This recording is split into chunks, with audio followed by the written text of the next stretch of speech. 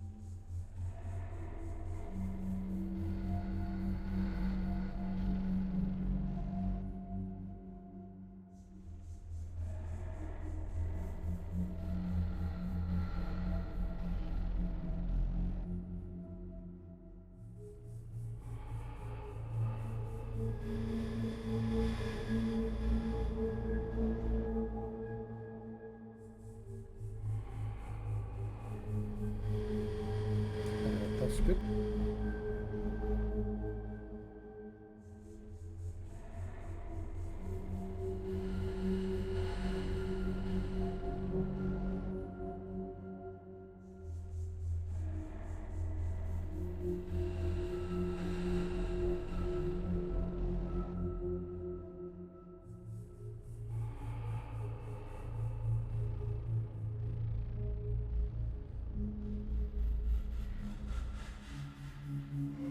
Are we back, Maddie? We are good to go. Yep, no camera for me tonight. It's completely full now. No worries. Oh.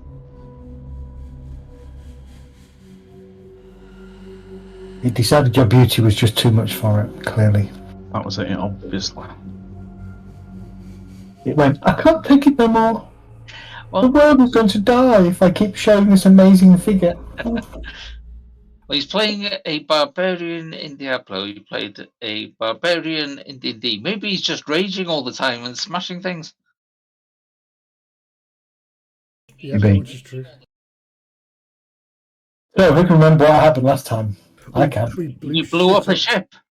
You blew up the ship. Yes, we did. Blew So a ship that's up, and then set off another one sailing off into the... correct.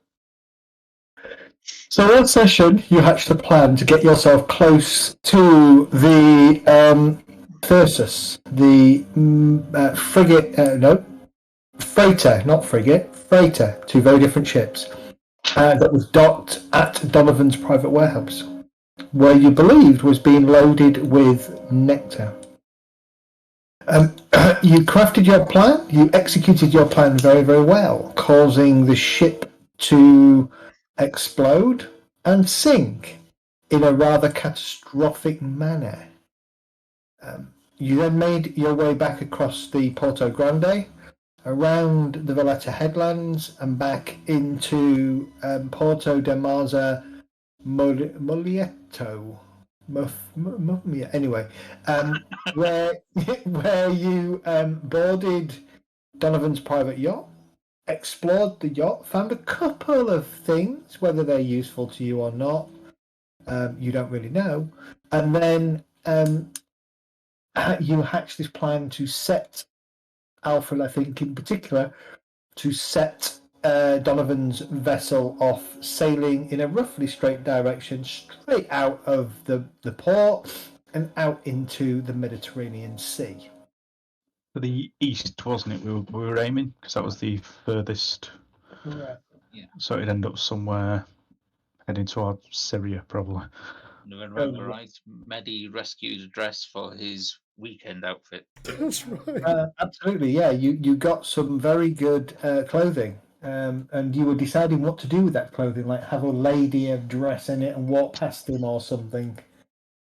Yep, just to freak him out.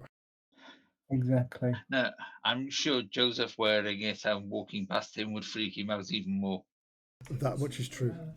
This is also true. I believe you then made your way back to your hotel as quietly as you could and sort of settled yourself in for the night, having washed, showered, shaved, and basically scrubbed yourselves very much like somebody we know who would spend 2 or 3 hours in the shower. Yes, indeed. And made yourselves as clean as you possibly can. Assuming you didn't wish to do anything else that evening, we will continue.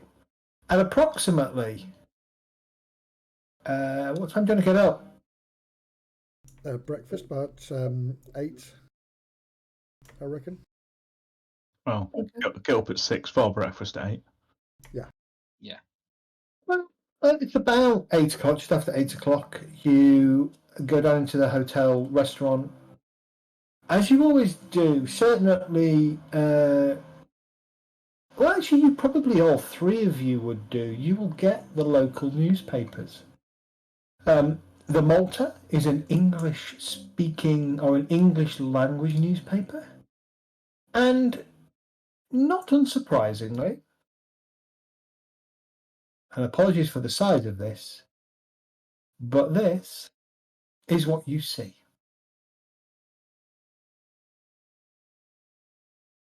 Oh, no, not that.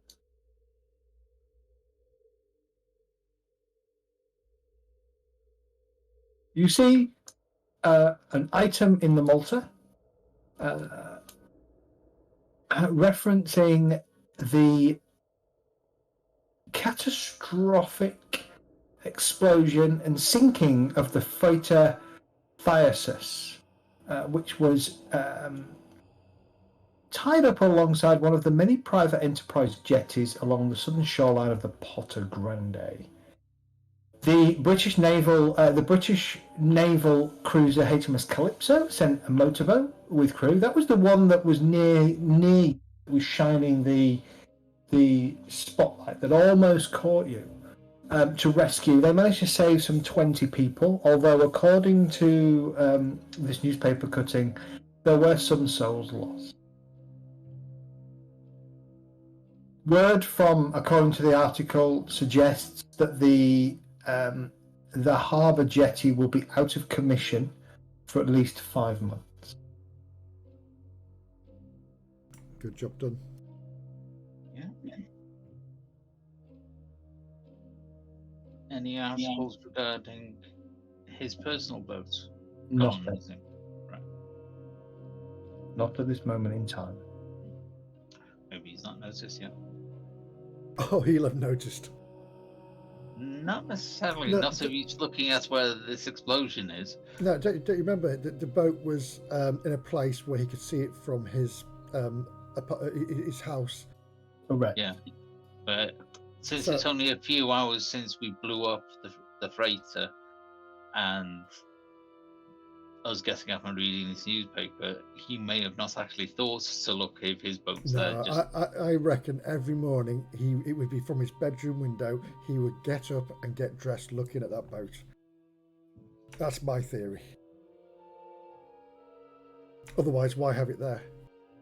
He's paid a lot of money to have it in a main shipping lane, just there abandoned. Yeah. Or used a lot of influence, let's put it that way. And being a man of many means, if I put something that I want to look at, I would put it somewhere where I could see it every morning. Yeah, I just think he might be distracted by the fact that we just cost him an absolute fortune in product. Interestingly, there's no mention about cargo or anything on board the vessel. No. So, plans. What are you thinking?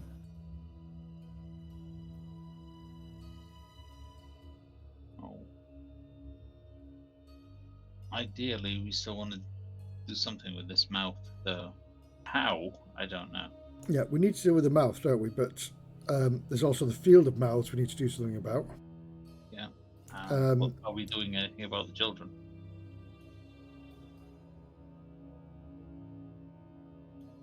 I have no idea what we could do about the kids. Oh, the kids at the hospital. Sorry, I was trying to wrap my brain then where the kids were. Well, literally, didn't we find out that the others were a food source for his son? I thought the sun was food source for the mouth. But the others were keeping him alive, possibly? Didn't know? You don't know if they were keeping him alive.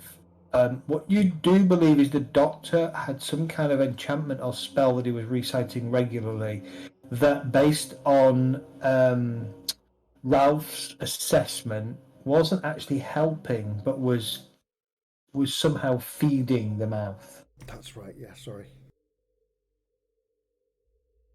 So removing the doctor would potentially stop that from happening. Didn't we give the knight the doctor's address? You did, I believe. Yeah, we did. I don't know what he was going to do with it, but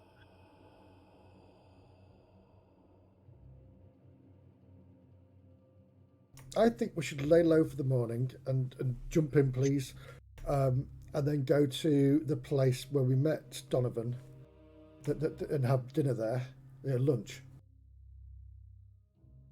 Because he apparently frequented that quite a lot, didn't he?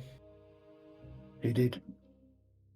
yeah, And it may be sticking our necks out, but it's more of a sort of we've got nothing to worry about. Let's go for a meal.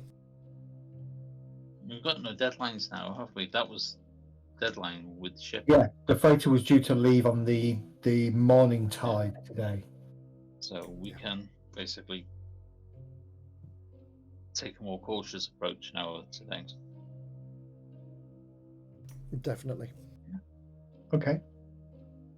Well, you spend the morning just kind of staying around the hotel, chilling, relaxing, catching up on news. You decide to head on foot back into the plaza where you first encountered Donovan, to the restaurant where you had a meal. It's busy. There is a little bit of a buzz. You can hear a few people talking about the explosion in the harbour. Couple of people commenting as to whether it was the British. But nobody's really... Well, nobody has placed any Americans on the scene. We could start a war, couldn't we? Say it was the Germans. The Germans Germans. exist. Not us, it was the Germans. Have a look.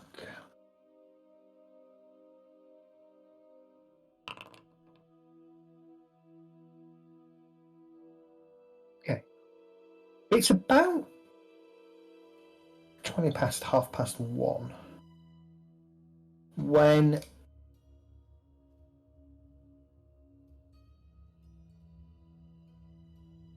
from across the square you notice what appears to be Donovan and his entourage coming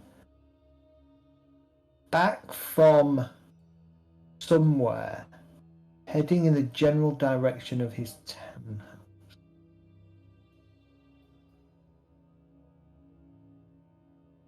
Where are we at the moment? At the restaurant? You're at the restaurant. You're sat sort of outside on one of the out. Well, yeah, that's probably okay. Well, maybe you're sat in the window rather than outside.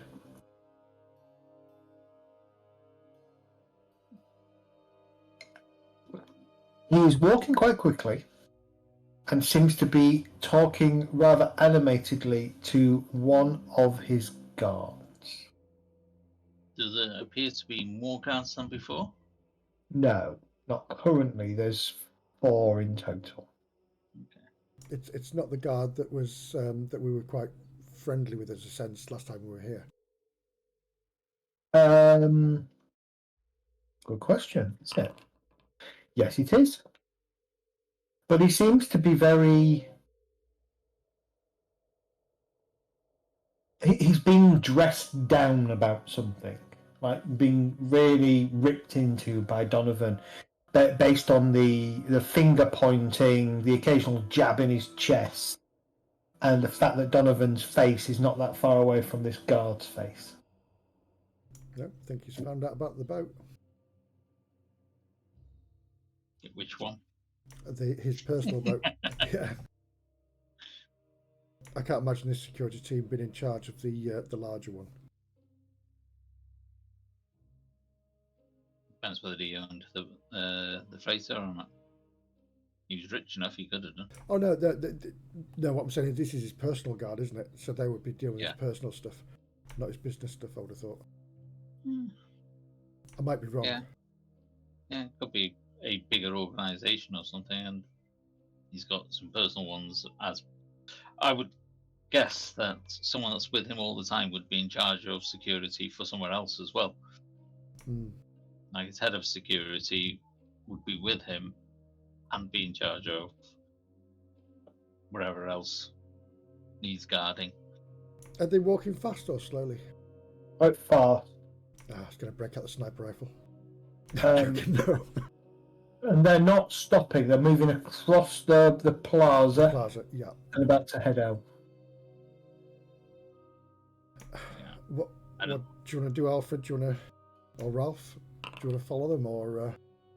At that point, just as he gets to the entrance, the guard that he seems to be yelling at stops and nods, points to one of the other guards. They turn round and they begin to head off in a general direction of the I was going to say the pleasure harbour, but the harbour where you boarded the little motorboat. There you go. Okay. So maybe they found some evidence as to. So how many with Donovan now? Two. I like those odds.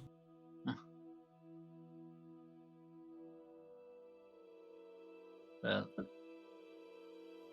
if the other two are going towards where we left the other boat, have they got evidence?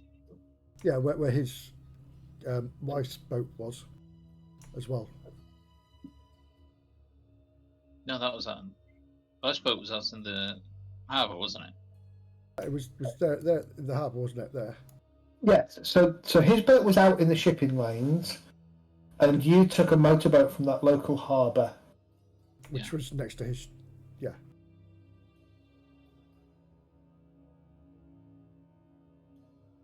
I wonder whether we need to keep an eye on the two guards in case they found something incriminating us.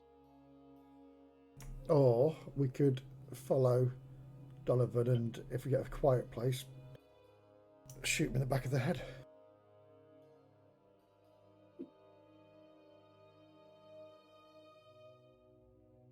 You could absolutely do that. Do you wish to do that? No. Why not?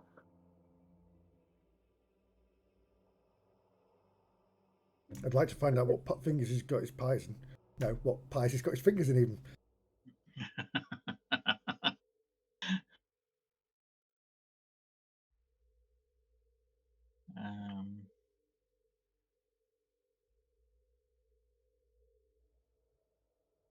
Yeah, we're not going to do anything to Donovan. I say we follow the other two for now.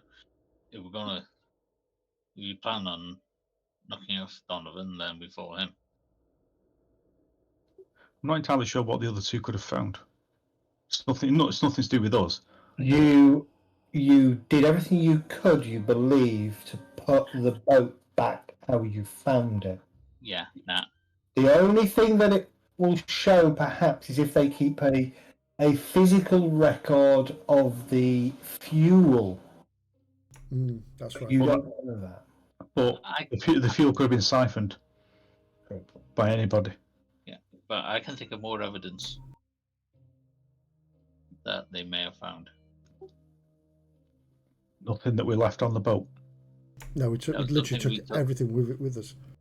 Yeah, but we took something off the boat that won't be there when we put it back. Did we? Life rafts. We were using the buoyancy things to help with setting the charges. Oh, yeah. That won't fucking That's matter. now, yeah. Anybody could have taken those. If they're floating around the evidence of the freighter, and they've got the name of this small pleasure boat, it will tie the two together. I'd like to think that an explosion that could tear a hole in a metal ship could certainly get rid Would of have plastic buoys. disintegrated any buoyancy, yeah. I'd like to think that, yeah, but something that can float, you never know. Might be something. No, well, I can float, but I'm pretty certain that fucking explosion will tear us to pieces.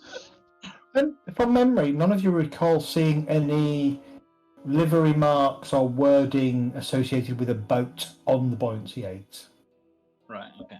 At best, they probably had a number on it. I think we're getting a bit paranoid. Well, I also don't think they would have, found that and put it together with the fact that if there were buoyancy aids, they'd look at it and go, it's from the ship that's just blown up. Yeah, and that must mean the 3 Americans that are new in town have done it. Yeah, it wasn't so much tying us, it's tying the boats, which might actually lead back, I was thinking. But I thought of that straight after. But we didn't last hire game. it, so. No. And I don't think we cut ourselves, and thank God DNA's not been invented yet. Yeah, come on. If an airplane goes down, it takes them years to discover what the fuck happened. You have no chance of tying a lot together. Yeah. In 1920s, bloody, yeah. That's why you see lots of mini boats going, "Hey, love, where are you?" Well, 1930s, but even so, still no chance. Yeah. Well, this place is technically in sort of like the 1830s, isn't it? But, Yeah.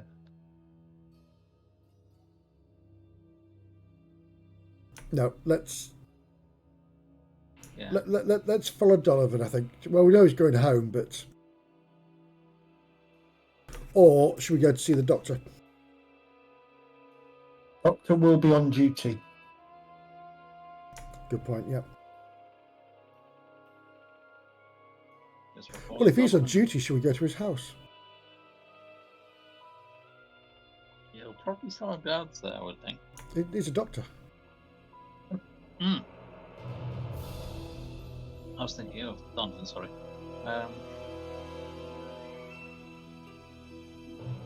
During the day, it's going to be... I'm going to stand out like a sore thumb. Nah, we're in Malta, aren't we?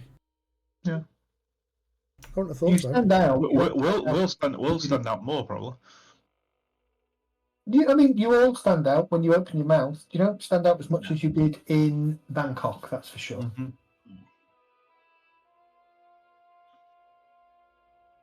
So you're going to go follow Donovan? No, should we go to the doctors? Donovan or doctor? Someone make a decision. Well, what do we plan on doing at the doctor's? Rifling through his stuff and seeing what arcane occult stuff he has. He knows a spell. So you definitely want to drive Ralph insane. He's verging on it already. No. Find more occult things and spells for him to learn and tip him over the edge, you mean? Ralph, can you read this book? It's part 1 of 72. Can you give me the audio book so I could do it in a water, please?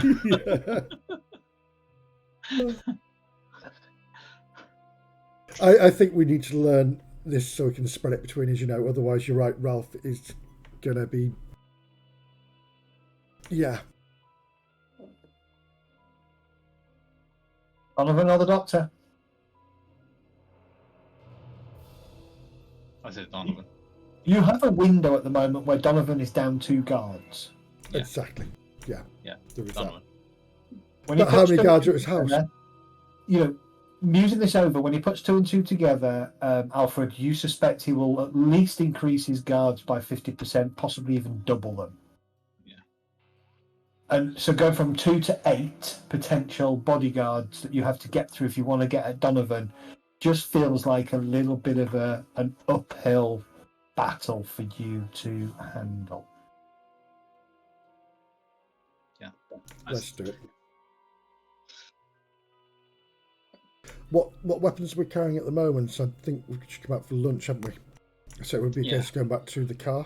9mm, your Tommy guns, your shotgun, a That's couple right. of bandoliers of grenades. Yeah, they're all in the car, but They're all in the car, for sure. not on me. After this, I'd probably have my pistol with me because I'm going to be a little paranoid, as I just proven thinking that they might have found buoyancy aids.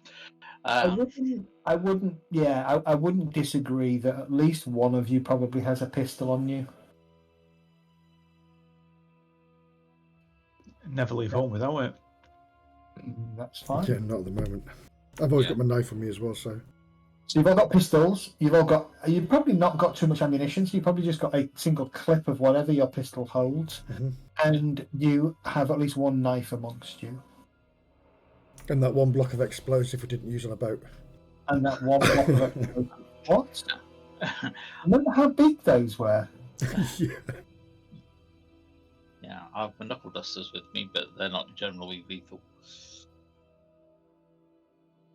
Okay, you pay your bill and quickly head off in the same direction. Donovan's moving at a fair speed, but not too fast. Takes you a few minutes to kind of catch up with him. And you can just catch him as he goes around a corner, probably 20 or 30 yards ahead of you. You hit round the corner and head generally in the direction of his townhouse, which seems to be where he's going. He gets to the townhouse, kind of goes in through a gate. One of the guards stands at the gate with his kind of arms kind of crossed in front of him, just looking around. The other guard goes in with him. You can clearly hear Donovan say, James, start the car. We will go and check on my son. That is of utmost importance. Very well, Mr. Donovan. Are there any other guards that we can see there, or just the two that he came with years ago? You can't see anybody else. You're at street level though. You don't know who could be inside the 3-story townhouse. Yeah, you might have more guards there. If we're going to do this, we've got to go in ballsy.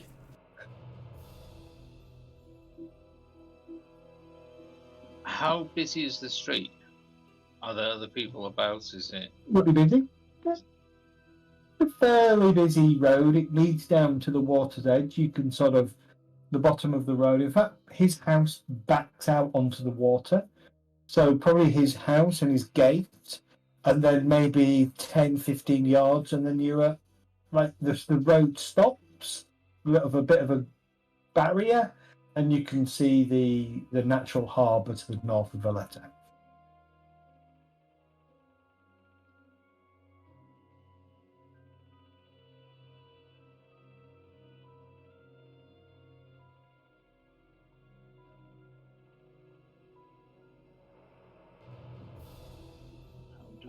Straight through the gate or around the side and over the wall?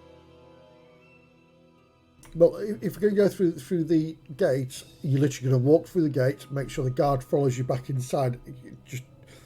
We're going to go in chuntering. The guard will follow us inside. We can then deal with him while he's inside the gate. Well, if he's standing in front of the gate, we can't. How big is the gate? There's three of us going to walk straight past him. Power walk. He's not quite in front of the gate. He's kind of just to the side. How big is the gate? Is it like a gate that goes into a garden, or is it the gate that they're going to drive out of? It's the gate that goes into the garden. There's another gate where they will drive out of just to the left of it. Okay, so it's like normal door size. Normal door size. No, designed for a midget. Sorry, you can't use that word anymore, can you? Sorry.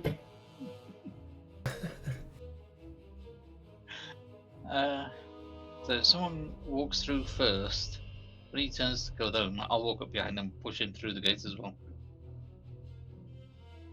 Yeah, or coming from the side that he's away from the gate from. And then get him from behind and drag him in. Yeah, Do you know what I mean? If like the gate's here and he's stood here, then we come from here and somebody else comes from here behind him. Yeah, I'm just thinking if the street's busy, we want it.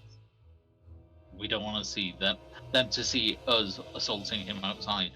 I'm thinking he follows somebody in and then. But in which case, we just walk up till we're near the gate and then leg it through the gate, and he's going to follow us. Yeah, well, that's what I mean. If someone does that, then I can follow behind him, behind the guard, and tackle him at that point, rather than him starting a confrontation outside. Yep. Okay, I'll go for the gate, and you tackle him behind, and Ralph can follow up.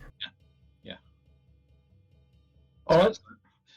So it'll be Joseph goes through, he follows, calling for him to stop or whatever, and I walk up behind him, and then knuckle dust to the back of the head.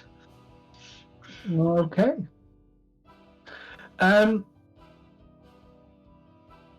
All right, Joseph. You're just going to walk straight up to the gate. I'm going to walk up to the gate until I'm sort of maybe 2 or 3 yards away from it, and then just run through the gate. Okay. But it's locked.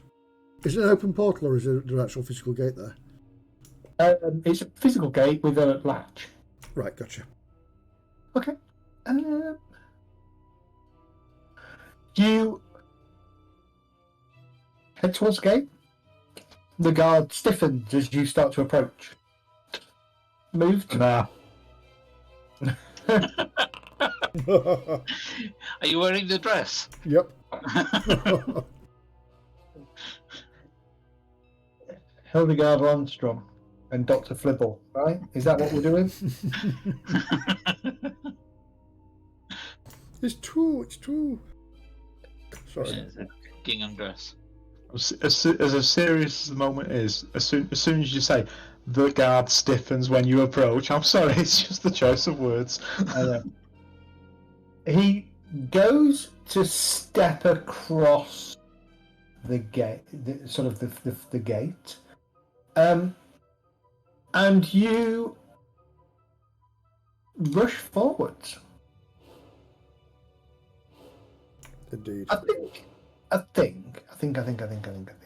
Give me an athletics check. And I'm gonna oppose this. Okay. I've been fencing. I'm agile. You kind of immediately quicken your stride and sort of almost immediately break into that run and push your hands against the gate, sort of slamming one of your left hand down on the latch as you push it forwards. The guard kind of goes, sir, and just steps across just as you go past him. He immediately turns. You can't go in there. That's private. That's a private residential property. And he strides towards you. Not quite running yet, but he's got that look about him that he's going to start to run. In which case, once I'm through the gate, I'm going to step to the... I'll turn around and step to the right, so I'm coming further in, but to along the side of the wall. Yeah. In the hope that Alfred is going to be following up. Guard comes through. His hand is going into his jacket. My apologies. Is this Sophia's house? We met last night, and she said this is where she lived. Ooh. Give me reassurance, flattery, intimidate. How are you trying to do this? You're doing this in a reassuring manner, in a flattering manner. I mean, you're not really trying to flatter him again. So give me the reassurance. Oh, give me your choice. How much do you want to spend? I'm going to spend. I'm really going to be pushing this because I've been caught in many a difficult predicament over the years. So I'm going to bang 3 into my reassurance, and I'm really going to do 2. So typically your maximum is 2. Oh, in that case, I can do 2 then. I'm really going to push it. This is Sophia. We met last night. She said, "Come in as fast as you can." He steps in through the gate. has no idea what's going on behind him. As he approaches you, his hand kind of...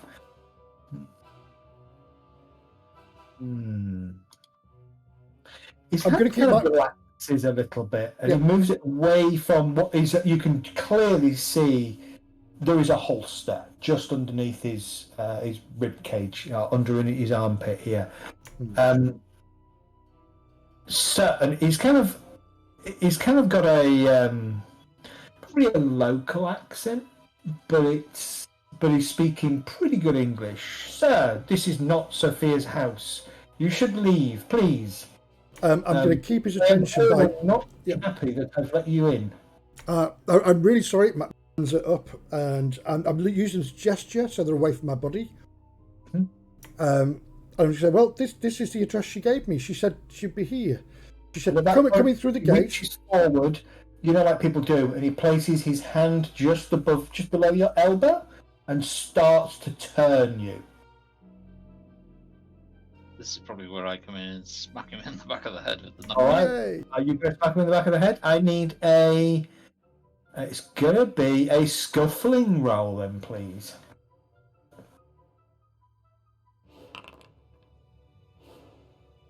That was an awful roll. Was an awful roll, but he's not expecting it, so he's not opposing it by a dodge or anything. Is there a dodge, or am I thinking... no, he's not opposing it with his own scuffle. Okay. What is the damage that your knuckle dusters do? -1. Well, actually, rather than scuffling, roll a knuckle duster attack. You can increase your scuffling back by 2.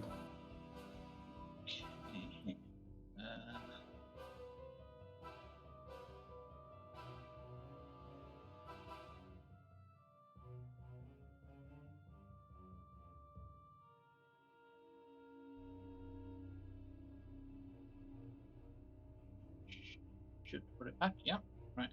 So I've got to equipment, plus knuckles. The plus. Am I putting anything in the plus or what? Let's have a look. Can't remember. Hold on. Let me look at your character sheet for a second. Brass knuckles. Yeah, just leave it at -1 because you're at point blank. You can spend as many points as you want by putting it in your plus, by hitting the plus. Yeah, I couldn't remember whether that did something else. Right, okay. I rolled exactly the same again. Okay. You crack him on the back of his head. The blow probably staggers him forwards, but doesn't really do much. If he spins around... Say again? If he spins around, my intention is to grab the back of his jacket and pull it down to his waist so it drops his arms. Okay. Is Ralph doing anything at this point? No, not my forte. This. Not your forte. Okay. He spins around at that point and immediately goes into a sort of a fighting stance.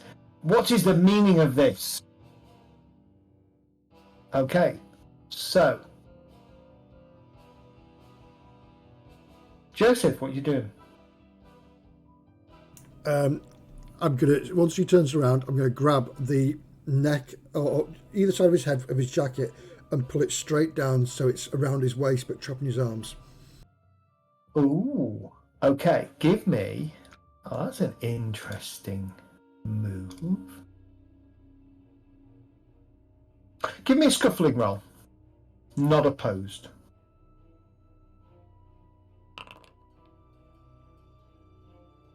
Five.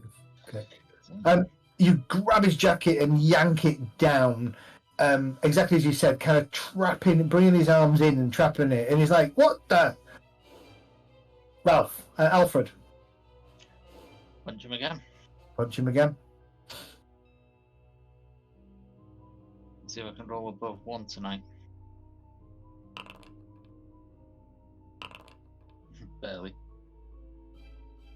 Okay. He tries to throw his head out the way and fails as you connect with him. He looks dazed, but he's sort of still on his feet. He is going to try and struggle out of his coat. He immediately kind of brings his arms in, straightens them down, and just shoves his arms down once, and his jacket slides quite comfortably off his arms, and he starts to go for his pistol. Joseph. If he's still got his back to me, I'm just going to kick his behind the back of his knees. Give me a scuffling roll. Oh, damn scuffling. I've got loads of points in scuffling, but I just can't roll very well.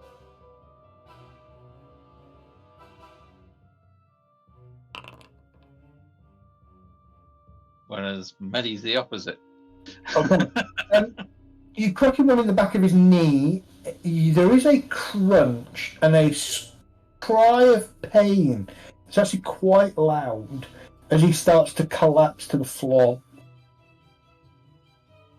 And you hear him, "You bastard, you've broken my knee." Ralph? Not Ralph, Alfred. Try and finish him off. Go for it.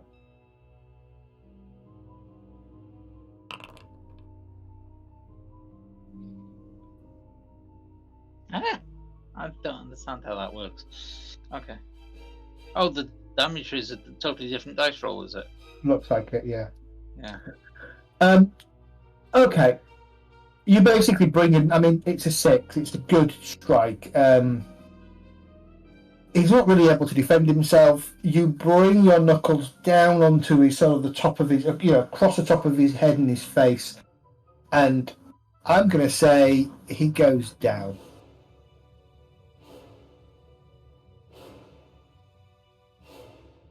Take his gun. Yeah, maybe tie his arms behind his back and stick a handkerchief in his mouth. So you can't call out. Okay. You drag him into some of the bushes in the garden. The garden is quite well tended. It has a number of decent-sized bushes and shrubbery and trees in there. So you hide him as best you can. You don't really have any rope or anything on you, so the best thing you can find is probably a belt.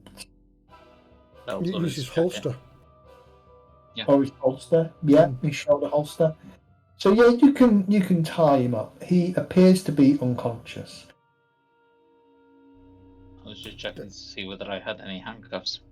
No. No, we've got his holster, which is fine. I'm going to move his leg into a weird position. Why? Because his knee's broken. I can't. Yeah, broken. I'm not. Yes, his knee is broken. Can I turn his leg so it's backwards? He's probably got a mild concussion. At least we didn't come up and stab him. We'll recover from this at least.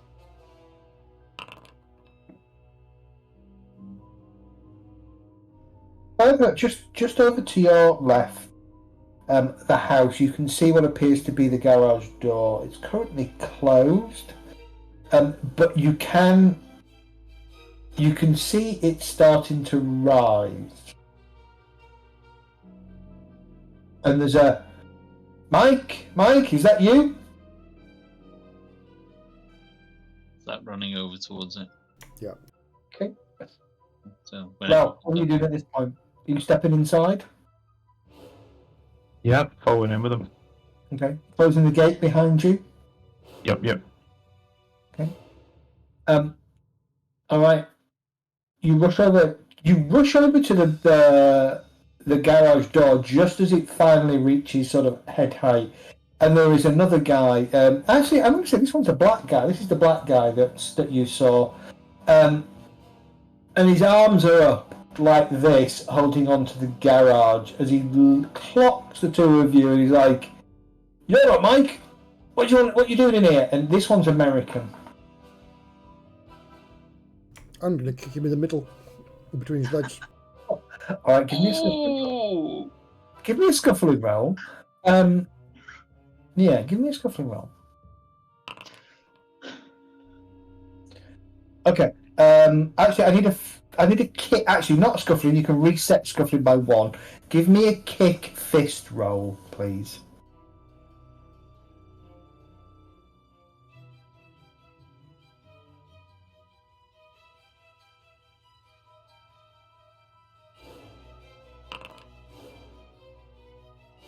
All right. You basically run up. His hands are up, and you go to kick him in the nads as hard as you can. I'm gonna. Normally, you would miss on a 2 because the hit threshold is a 3, so you would normally need 3 to hit him. But because he's not really in a position to easily dodge and react, and he's a little bit surprised, I'm going to give you that hit on a 2 this round. So he's going to take 3 points of damage. Now the question is, he lets go of the garage door,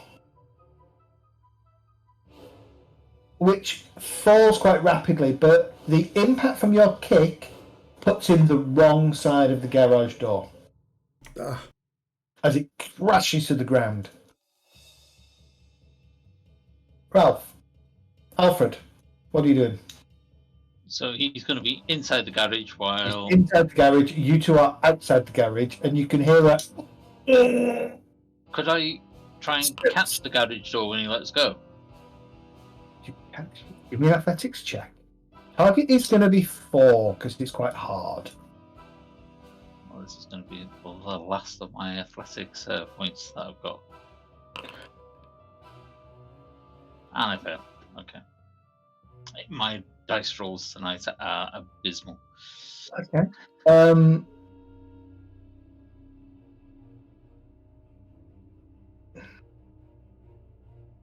I'll give you an option to push it. Describe how you're pushing your luck. But if you fail, you may get trapped. You may actually find yourself trapped under the garage door. Right, okay.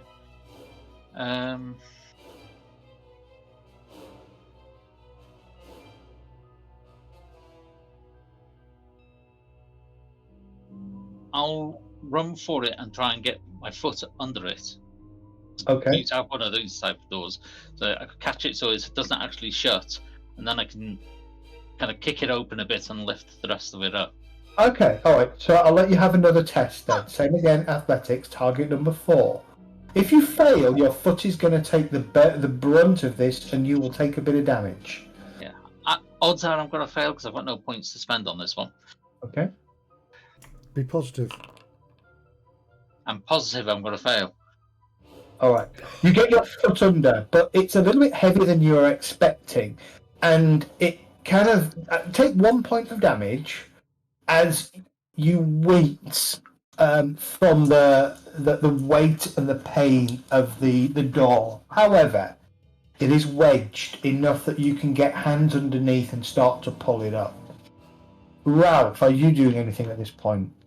Joseph's gone in, welled him in the nads. That's forced him backwards, let go of the thing.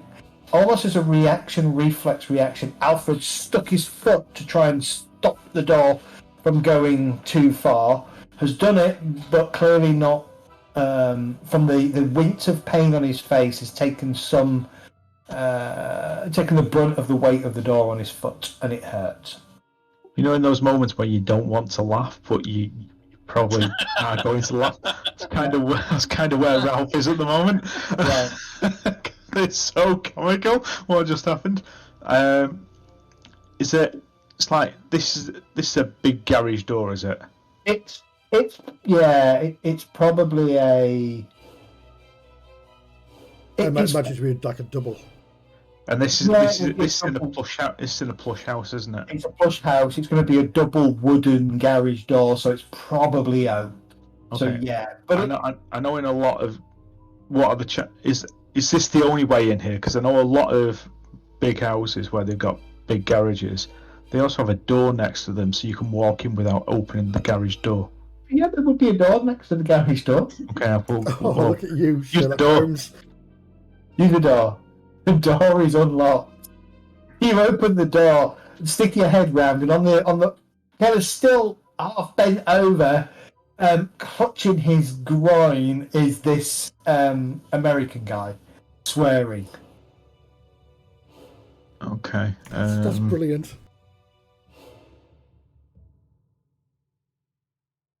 Scuffling, is it? But if you want to engage him in like melee, yeah. Were you using scuffling or weapons? Could you tell with your knuckle dusters? I was using knuckle dusters themselves. I've got that on my equipment. Yeah, let me have a look. It tells. Brass knuckles, it's damage -1. Yeah.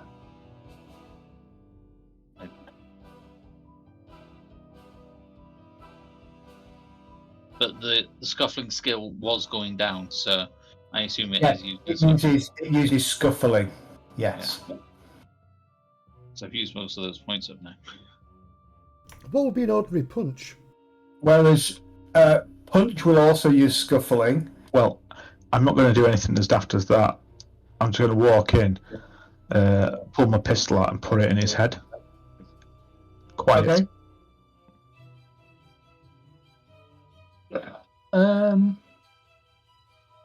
He immediately kind of lets go of his groin and just stays kind of half squat. All right. Puts his hands kind of. All right. I'm not going anywhere. I'm not going to do anything stupid. Value my life. I'm going to lift the garage door off.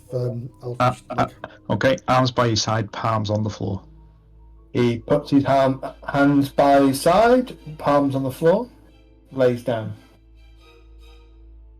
I'll wait for these two. That point, you can see the oak garage door lift, and Joseph is kind of pulling it up off Alfred's foot. It is quite light. It's not light. It's well balanced. Yeah. I'll give Alfred a hand to get up, and then we'll go inside. May want to tie this chap up and make him gagged. Indeed. So we'll the same thing. Jacket over the shoulders. Take his gun out. I'm assuming he's got a gun in his. Yes, he has. Yep. The other side, in the garage, there appears to be a rather nice car. It is a sort of an off-white colour with black trim, black and white wheels, red leather. It is a convertible roadster. Oh. It has a rather nice BMW logo on the front of it. These things will never take off.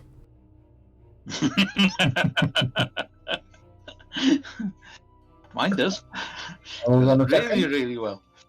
Let me see how quickly I can throw this in here for you.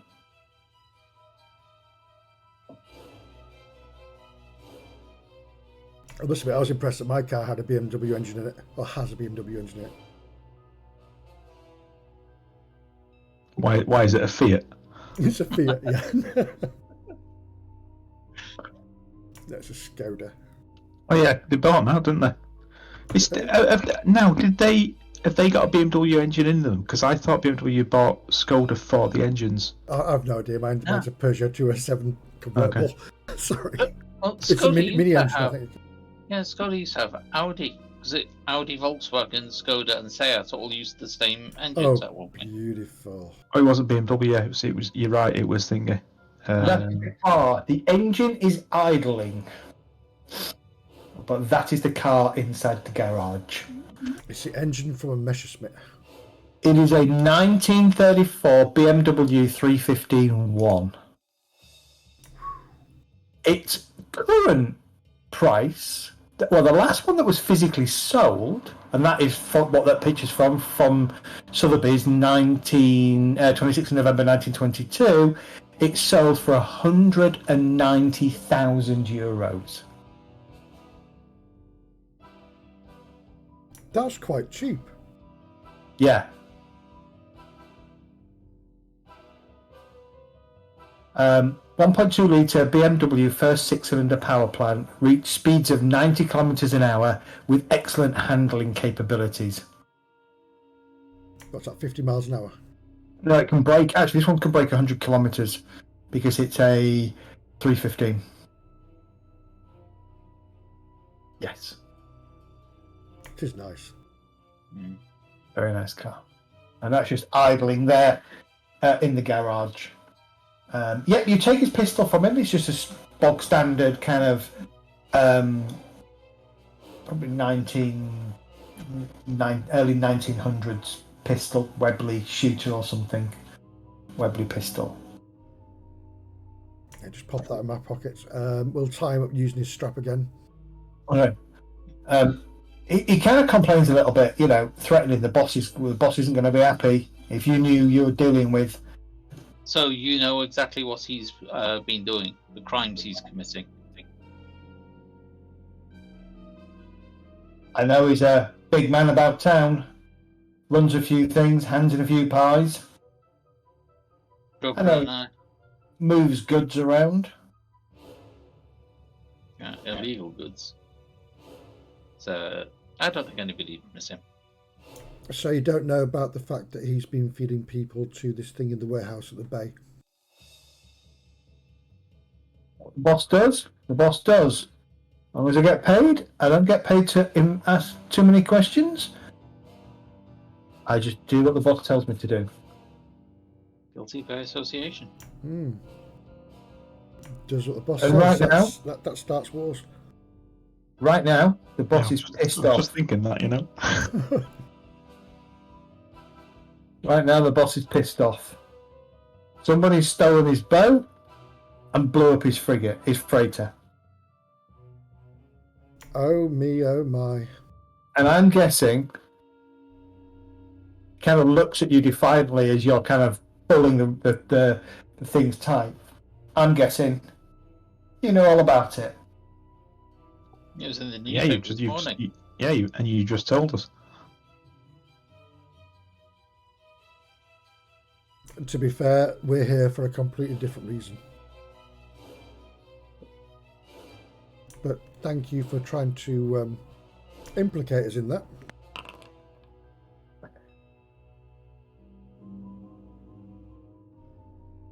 You can hear steps from so at the other end of the garage there is a door that obviously leads further inside the house, and you can hear steps the other side, like hard leather soled on expensive stone tiles or stone slabs, and they seem to be getting louder.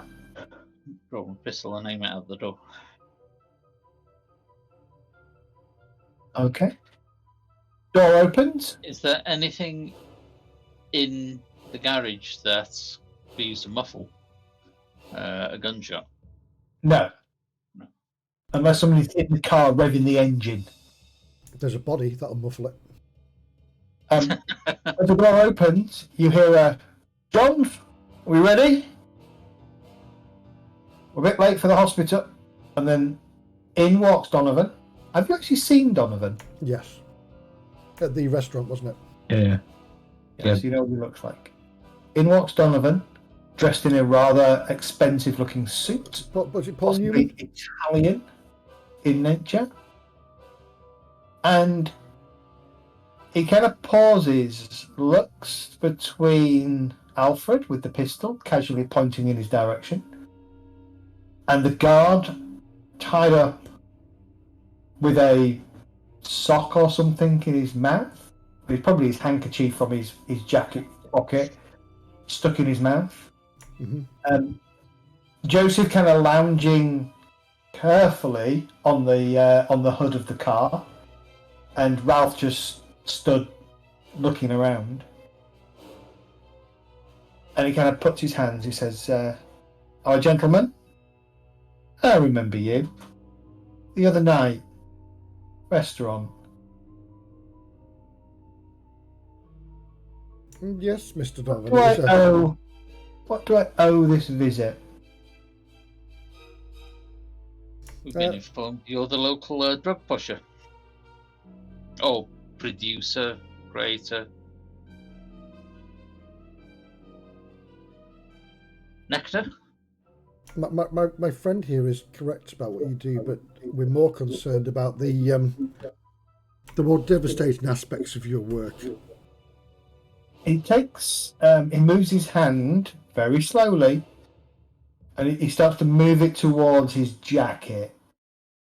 Not a move that you really want to be doing. Draw the hammer back and just so he knows I mean business. Yeah. He pauses for a second, he looks at you, and he taps his breast pocket where you can see his handkerchief square sticking out. And you notice that he's sweating profusely. He pulls out the handkerchief and mops his brow. Pulls out his handkerchief and disappears in a cloud of smoke. Yes. And all that's left is a rabbit.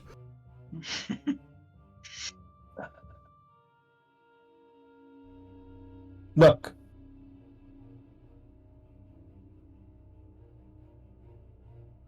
Just answer me one thing. You're here to hurt my son. Oh, hell no. I think you've done that enough, haven't you? I'm gonna need some reassurance. Oh, I'll give you that in spades. Here we go.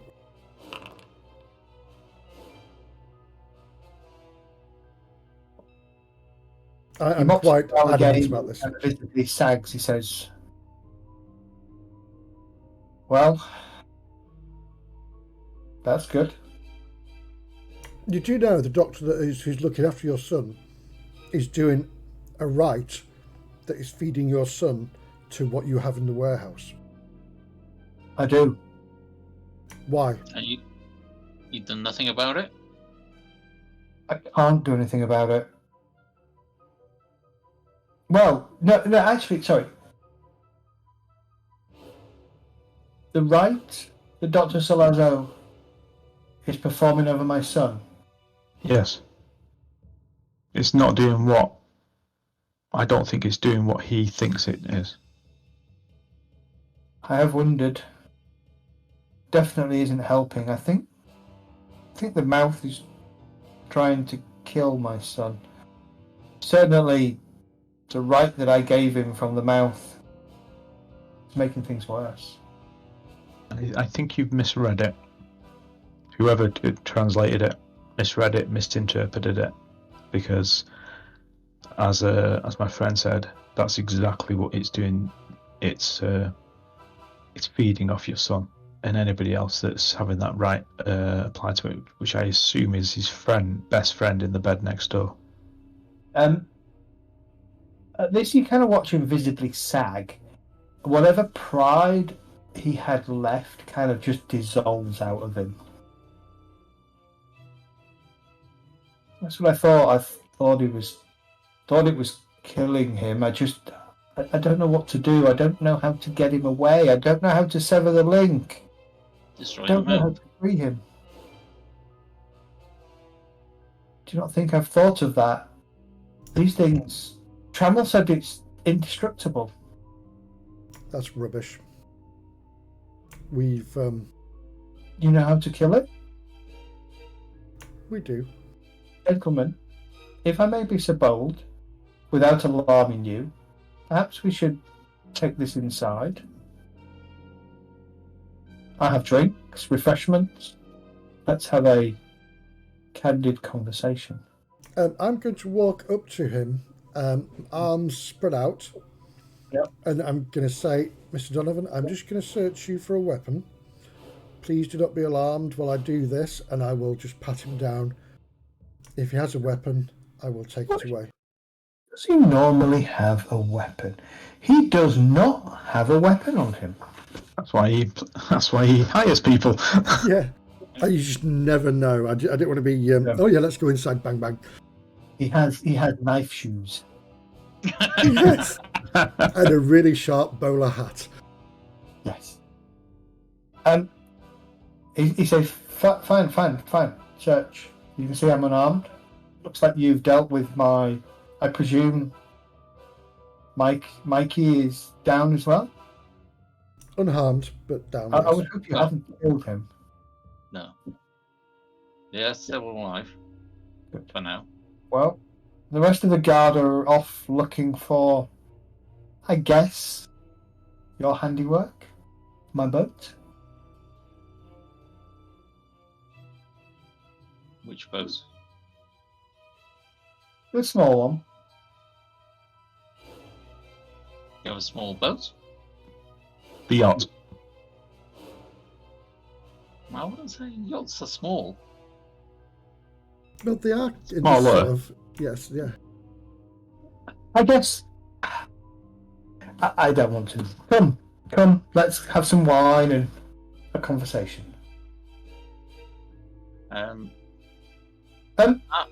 Genuinely, you get a sense of almost relief that he is finally able to tell somebody a few things that he has bottled up inside. If somebody else will keep an eye on him, I'll go and get the other guard and bring. Yeah, him bring him in. to the garage. Yeah, Okay. I'll keep an eye on him. All right, you do that. So I'll get the two guards with us so we can keep an eye on them as well, so they don't escape. But Mr. reassure Donovan that we're not killing them as well.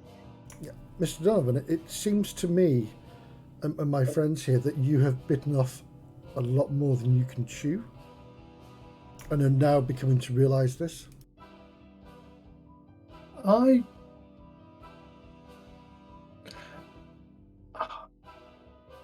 would say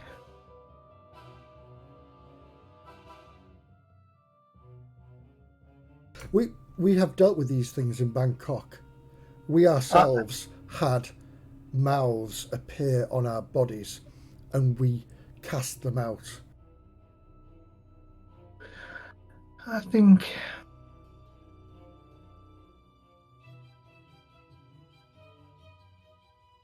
I think we need to sit and I'll tell you what you want to know. Perhaps I've bitten off more than I can chew, but I didn't when I first started. Come.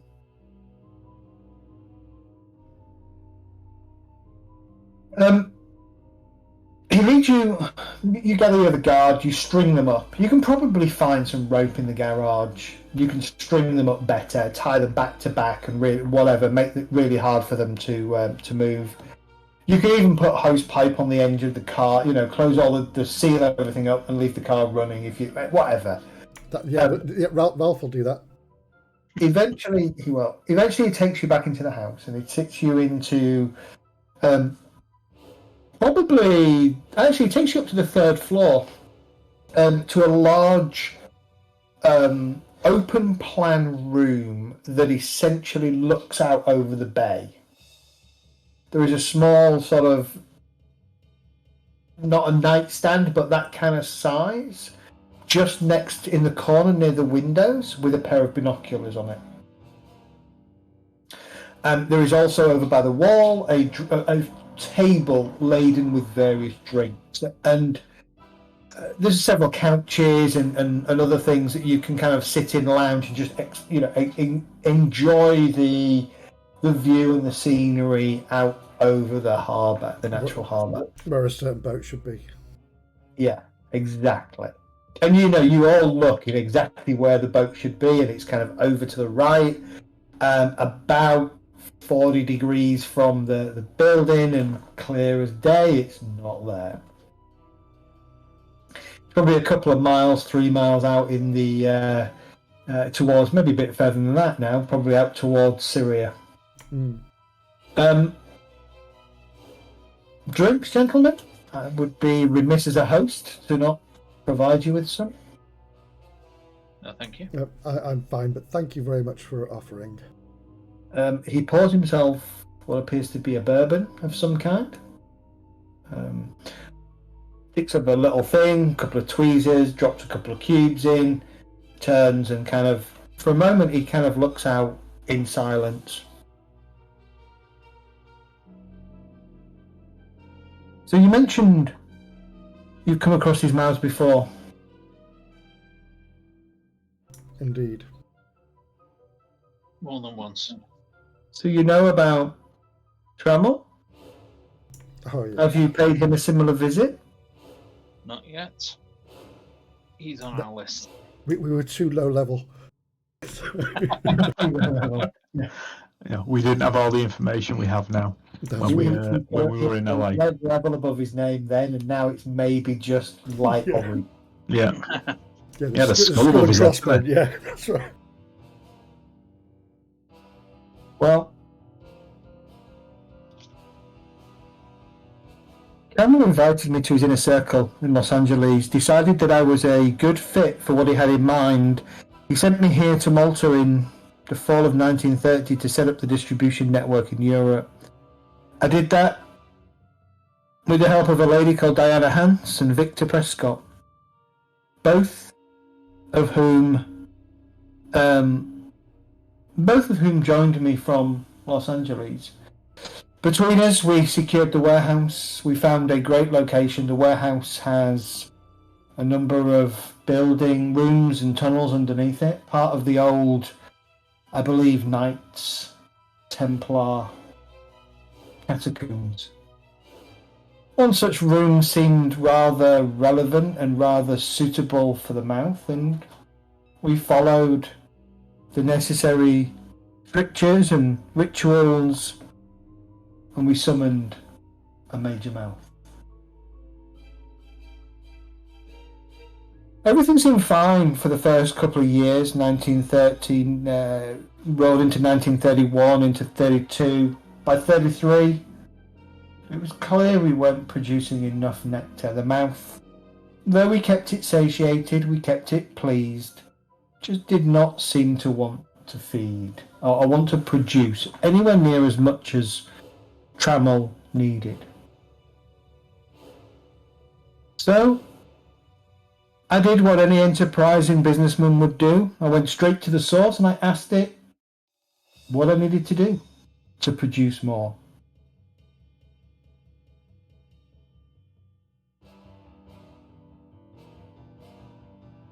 Oh, 1930 was an interesting time. I remember when Trammell sent me here, he sent Brooks to Mexico City. My goal, to set up the distribution network throughout Europe. Brooks, South and Central America. I believe Savitri in Asia. Bangkok, I believe, though it's been a while since I've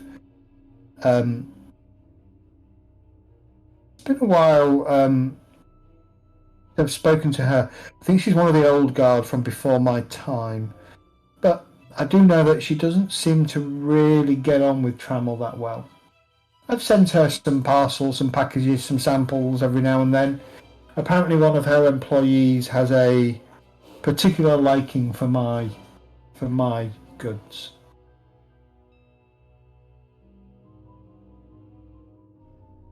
We can save some postage. He doesn't want them anymore. Does he not? No, and Savitri will no longer be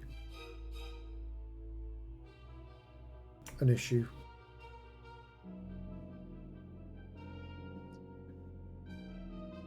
You visited Savitri then? She was an interesting piece of work. Interesting. Anyway.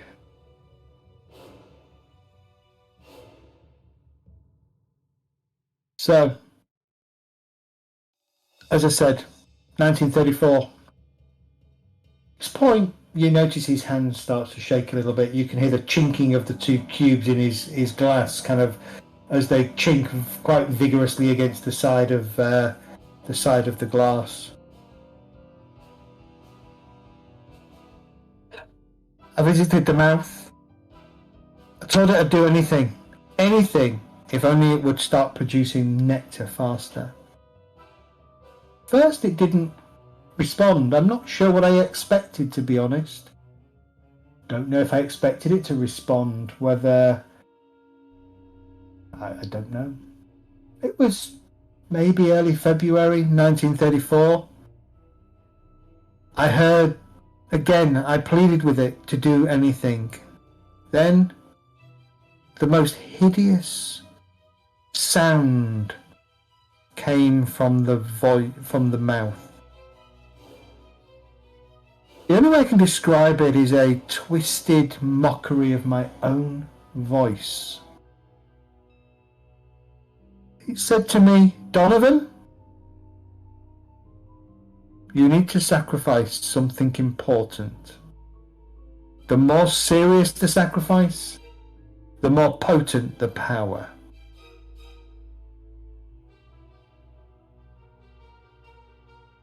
Well, I have some very loyal followers, several of which offered themselves to the mouth.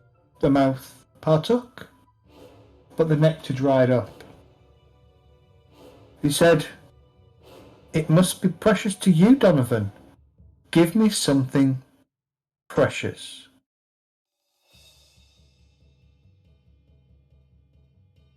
I thought on this for a while, month, maybe a little bit longer.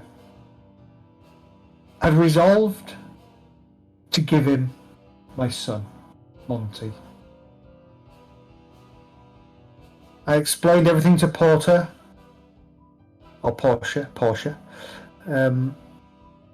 Told her why, reasoned with her. She wasn't particularly happy with the decision.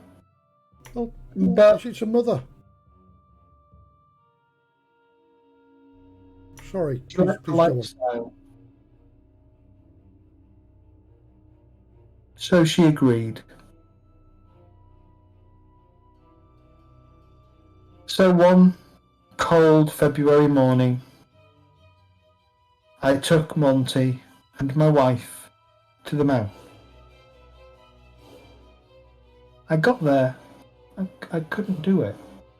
Couldn't feed that thing. Couldn't feed my son to that thing. So, the very last minute, I fed my wife to it.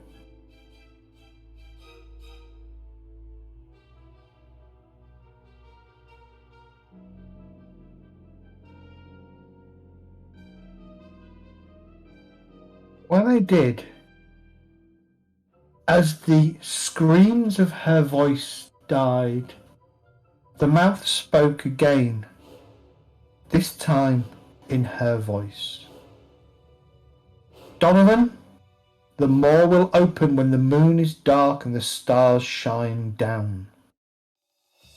For now, let it rain nectar."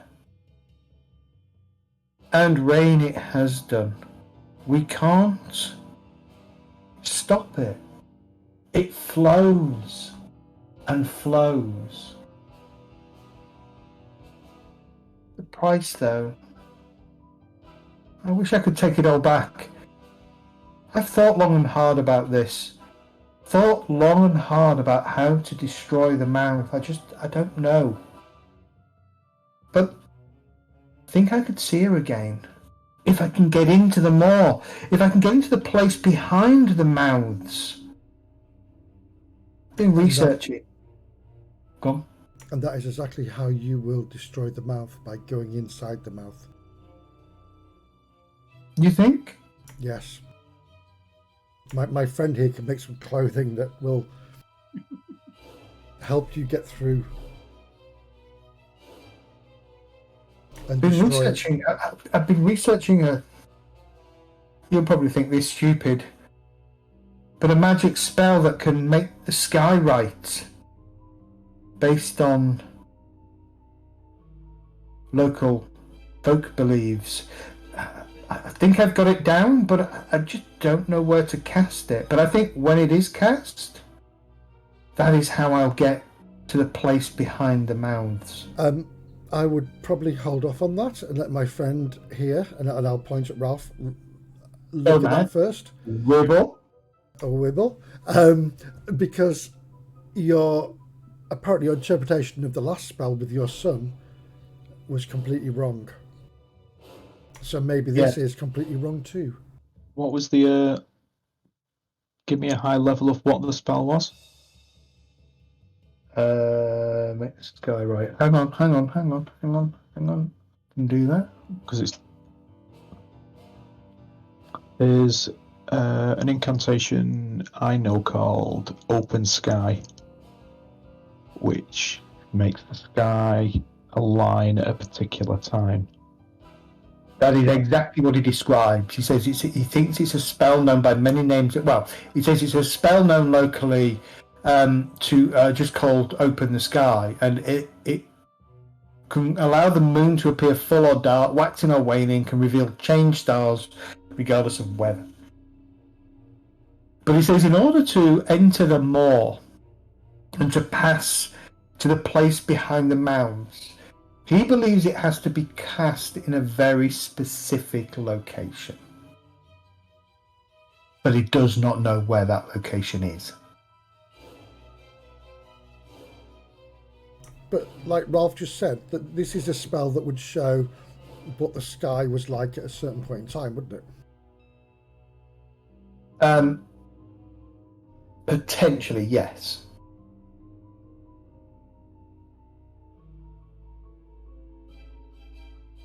It parts the clouds, alters the visible phase of the moon and the apparent arrangement of stars overhead, artificially creating circumstances right for certain mystical rites. Right. Sorry. Yes. Yeah. It doesn't do it permanently, but for that snapshot in time for that particular event, it changed it to whenever it needed to be. For that ritual. Or whatever the event is that you're trying to invoke. Correct.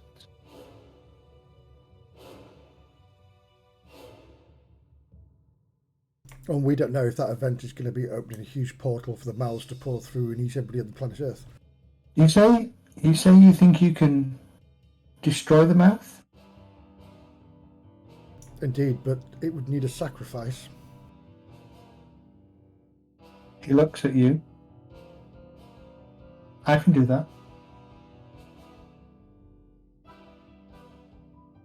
It would involve you wearing a particular coat of many explosives. A very wise man in Thailand told us about such a coat. It's a very holy coat, or it will be. It's a multicolour boom boom coat. Boom boom, yes. Yep. The only way to destroy it is to destroy it from inside and then bury it deep within the ground. Will this free my son? Yes. Would you...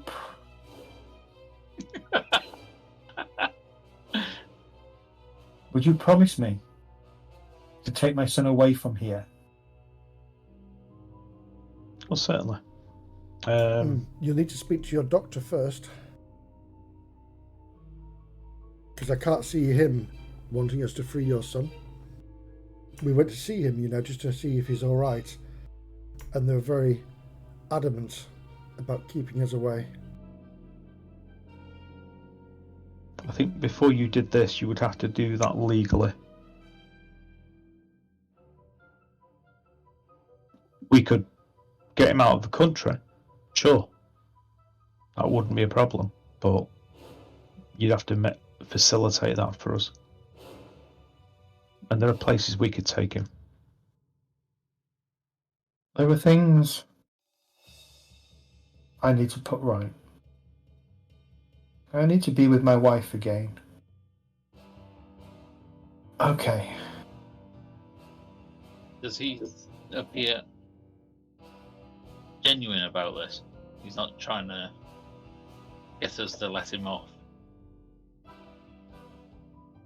Anybody got assess honesty? Because I. You want to spend some assess honesty? Because I am. I am. If somebody wants to spend assess honesty, by all means do so. Still broken. Look, it's still not showing you your rolls properly. 100%. 100% honest. you get the sense that he's not. The overriding thing is his son. Yeah. He genuinely comes over as absolutely caring for his son. That he felt it was more to the point that he gave up his wife, who he also loves dearly and clearly misses, because he couldn't do that with his son. The fact that, it's been, what, a year and a half? Oh, shit. A year and a half since, it's a year since the events of February. He has not been dating, nor has he got another mistress of any kind. He clearly took everything but his wife's clothing from the boat and locked up the boat. So there are definite. He loves his wife, but he loves his son more. And the sense that you get is he never, when it came to it, he was trying to keep his son out of this mess. And there's this sense of the mouth has dragged his son into something that he did not want his son ever involved in. Just go on. So just to recap, the mouth gave him this spell. Correct. Right. So it was about a week after his wife had died that his son became ill. That's when he put him in the hospital. They've tried everything: medicine, nectar, magic. The mouth gave him the spell to be chanted over his son. He gave it to Salazio, but he believes now, and he'd come to believe and realise that the mouth is actually, this spell is making things worse, and the mouth is slowly but surely killing his son. Exactly. And I'll reiterate that fact again, that the mouth has betrayed you by giving you a spell which, as my colleague here has deciphered, is sucking the life out of your son to feed the mouth.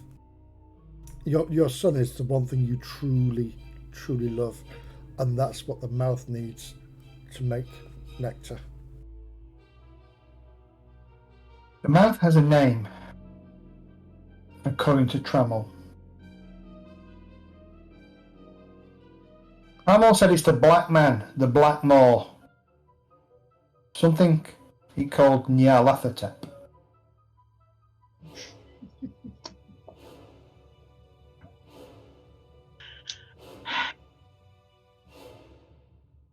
Ralph, Yes, Wibble? you've heard that name. I have heard that name. It was in a couple of the passages. You've heard it, seen it in a couple of passages, yeah. Didn't Did you have any physical reaction to that name? Like, get your coat, you haven't pulled, but I'm out of here. Yeah, I'm getting the fuck out of Dodge. Nothing good is associated with that name. I'll actually say that.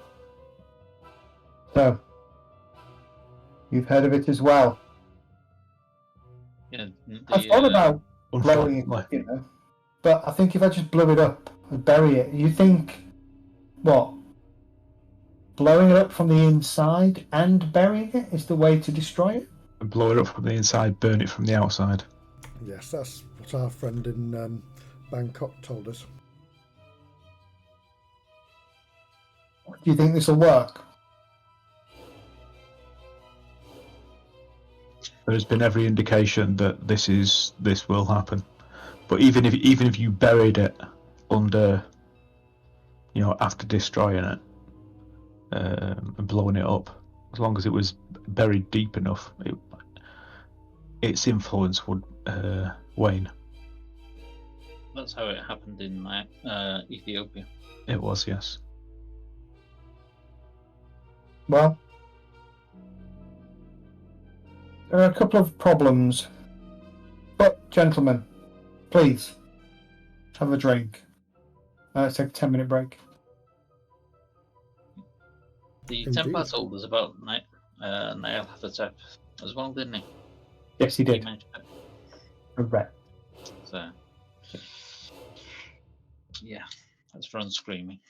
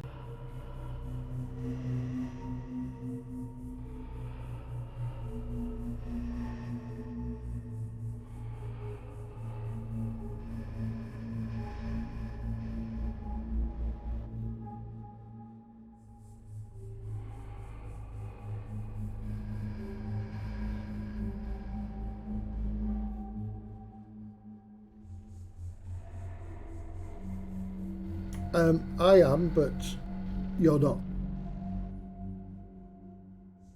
Yeah.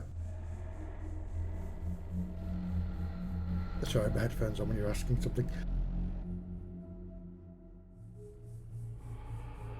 Yeah, that's the downside with this, because it's linked to Discord. I have to have a push to talk, which automatically comes on.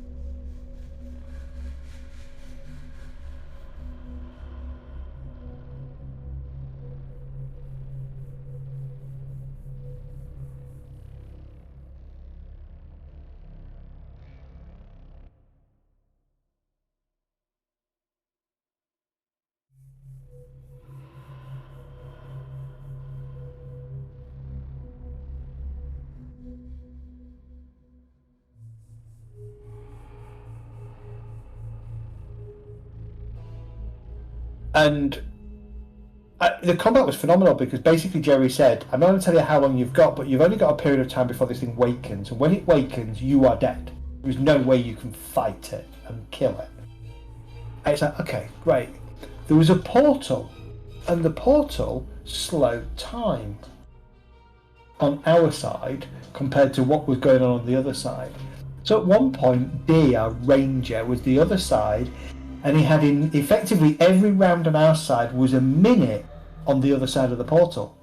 So he took his minute's worth of actions, and because he had like rapid fire, unleashed the entire quiver of arrows through this portal. It was phenomenal because 20 arrows came through the portal and just peppered this creature. It was an amazing fight. And by the time, so each like every 3 or 5 levels, Jerry layered another template on top of it and awakened more power. And I think we had 20 rounds, I think it was, not levels, rounds to kill it. And I think we got to round 16, and it was getting to that point where we were really struggling, and we managed to do it. An absolute epic fight. Yeah. Very, very good DM, but very complicated. Yeah. Temple Element Level, that was the one that I combined into a chain of a campaign for Elizabeth and the girls. I had a full female group.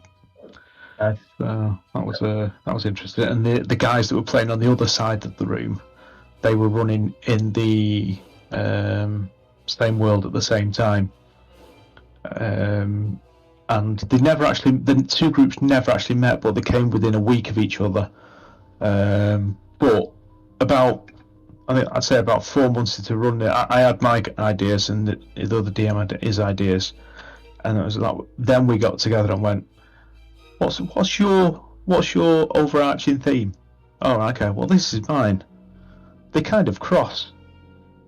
Let's get a really big Uber that's above both of these, and that's what's pulling the strings here. Okay, who could that be? I was like, okay, this is how we're going to do it.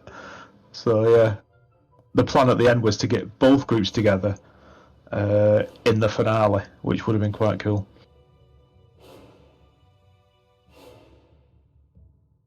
Nine players and 2 DMs around a table would have been quite cool. Yeah, somebody's mind would have exploded. It was a Nightwalker. That was the creature. So that was the base creature, and then he layered a bunch of templates on top of it. Is that like a 30-foot tall undead thing? Yes, huge undead, extra planar, CR 16 at its base level. Yeah. Ouch. Combat expertise, combat reflexes, great fortitude, and we were level, I want to say 10 or 11. So we were well out of our depth when this thing woke up. Yeah. That was at the point where CR actually meant something. Yeah. Oh yeah. Nowadays it doesn't. Once you get high enough. It's just numbers now. Yeah. Right. I've had my tablet and I've got the sweats, so this might be funny, and I might end up. I don't know. We'll see what happens. Yeah, you might be doing a medi and fall asleep. How dare you! I've done that for a while. But it takes about an hour for it to wear off, so I suspect I can push through to about 10 o'clock, and I'll probably have to call it there. Bless you. Thank you. So he kind of like, he says, so you think? No. You're asking if I'm prepared to strap on some explosives and let the mouth feed on me? We need to get the explosives inside, one way or the other. Whether you can take them in and then come out, or you have some other delivery method, but basically, explosions need to go off inside. Yes, whether it be you or one of your guards or someone who's not an innocent to do this. I can possibly get you into the warehouse. It's your warehouse, isn't it? It is, but my head of security, Victor, he doesn't like strangers. Well, that's going to be most unfortunate because we also need to put some aviation fuel around the building to ignite at the same time. We have been informed that you have a beach full of these mouths. How true is that? They manifest for sure. Yes, they manifest in the most strangest places. I saw one inside a piano. He kind of raises an eyebrow at that. Yes. Diana and Victor both live at the warehouse. We have close to 50 people working on site at any one time.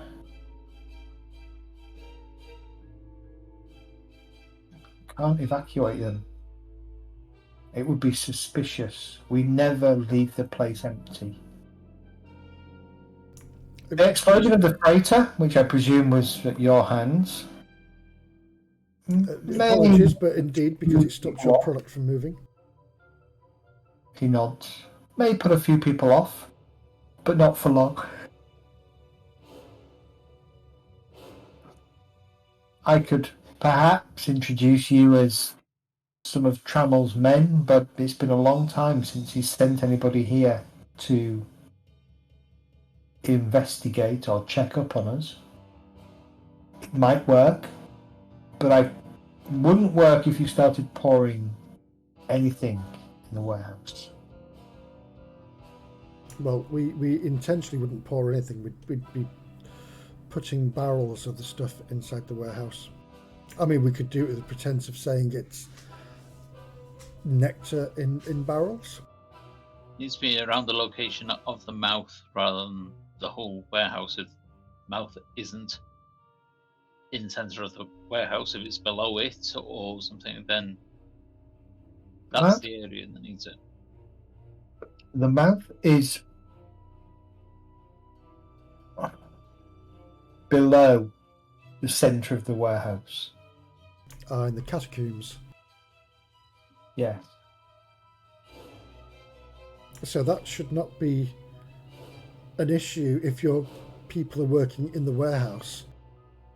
Are there any people in the actual catacombs where the mouth is? Not often. Then that is where we will place our incendiary devices.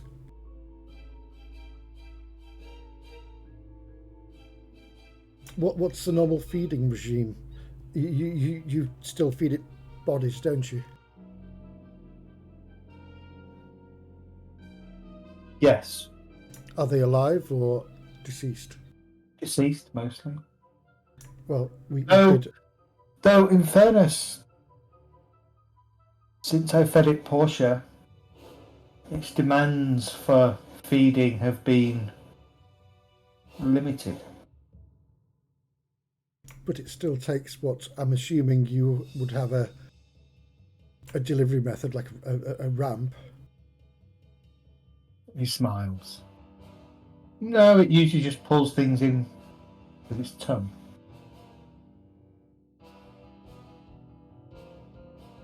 We strongly recommend people don't walk underneath it. Mm-hmm. Oh, underneath it, so it's in the ceiling. Yes. Ah. The last one we saw was in a floor with a... It's in a wall, actually, the last one. Oh, we saw. ropes, wall, sorry. And it had a ramp going down to it where they would slide the bodies down the ramp. Yeah, that was correct.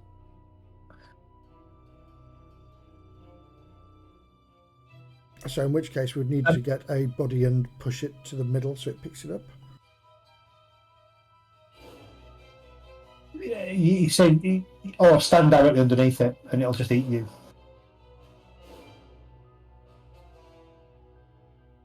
Yes, I wouldn't be doing that.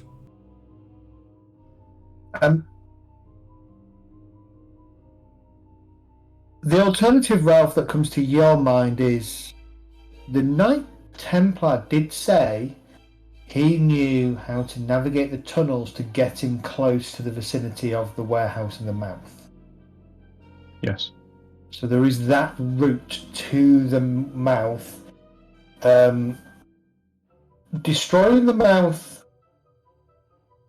will probably collapse the tunnels, which will probably bring down the warehouse above it.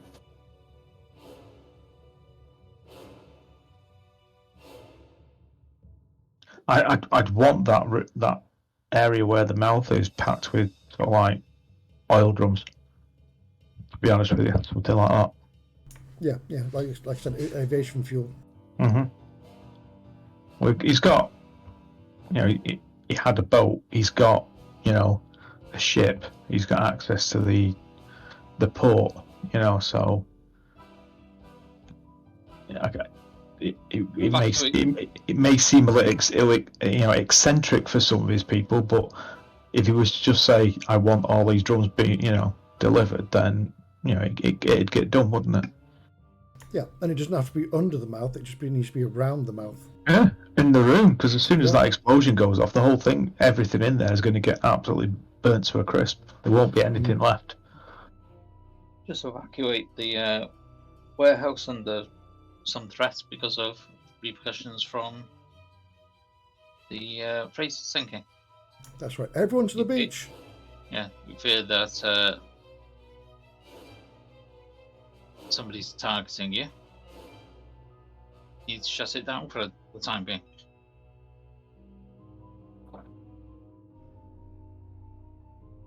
Mr. Donovan, do you think this Victor is working for you or working for Tremmel? Oh, he works for both of us. Of that I'm sure. He takes orders from me, but wouldn't be surprised if he doesn't If he's not reporting to Tremmel? that he's not sending reports to Trammell. Was he around before Trammell? He was part of Trammell's group in 1926. In which case, yes, his loyalties would lay towards Tremmel rather than yourself. Yeah, I was wondering whether or not he had ties to Chavaria back when he ran it. Oh, we've not said that name before. How does Donovan react to that name? Say that again, sorry, I was reading something, sorry. Sorry, how does Donovan react to that name being said Chavaria? I mentioned Chavaria, whether he was around it in his time. He looks at you. Trammell mentioned him, but he was before my time. I think Savitri knew him. Yes, she did.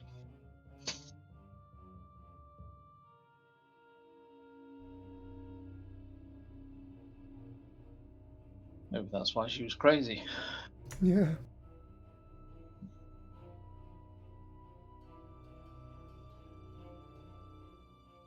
Well, that's settled then, gentlemen. I am prepared to help you.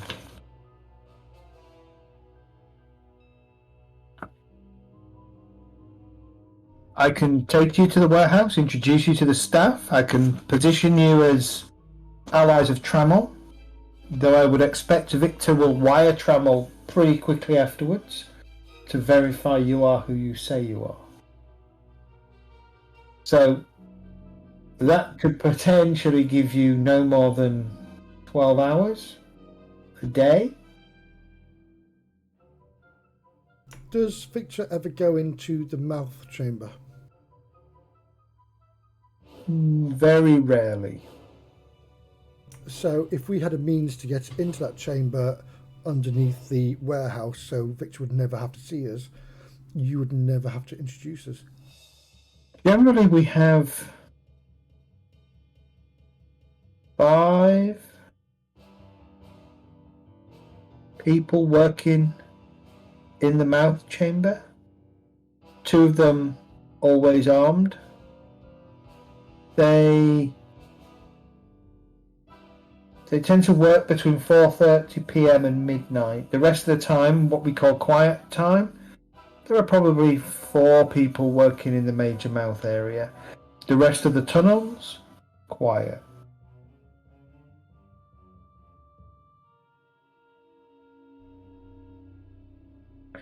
So we'd need to get things through the catacombs into the mouth chamber at the quietest point. I would have a better time introducing you to the workers in the mouth chamber as members from America That would be than I good. would introducing you to Victor and Diana. That would be very good, because then Victor would never have to know, and neither would Diana. She's dirty. Dirty. By how do you mean dirty? To Diana. Dirty Diana. Sorry, I actually thought. Mehdi. Sorry. I'll get my coat.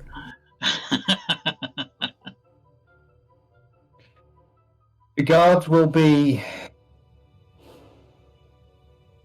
Victor is very good. No, Victor is very thorough. Takes his job very seriously. With the events of this morning taking place, he will have his men very much on guard. If you can get yourself, or get us, to the major mouth, the mouth chamber, without Victor knowing about it, that, I feel, would be your best option. Indeed. And we think we can. Our more pressing concern would be getting the oil or flammables in barrels through there, and explain why they're going there. I'm not sure you'll need to. Explain. The mouth chamber is always waist deep in nectar. Nectar flammable. Wow. We don't recommend smoking or open flame when near it. So when you said it rains nectar, it really did rain nectar. Yes. It was very specific. It said it needed something very precious to me. Portia, my son, both very precious. It took both. Well, hopefully it won't kill both, just it's killed one, so let's not make it any more. Now, gentlemen, you mentioned doing things legally. I mean, I'm going to do this. I need to write a letter that will name at least one of you as the guardian to my son.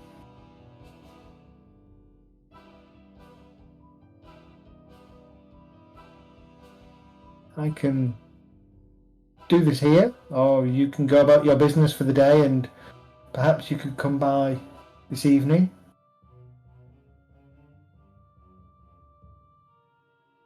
I personally, Mr. Donovan, would prefer if you did it now, because I understand where you're at the moment, because we're in your house, you're alone, you feel intimidated, you're now starting to realise what you've done wrong.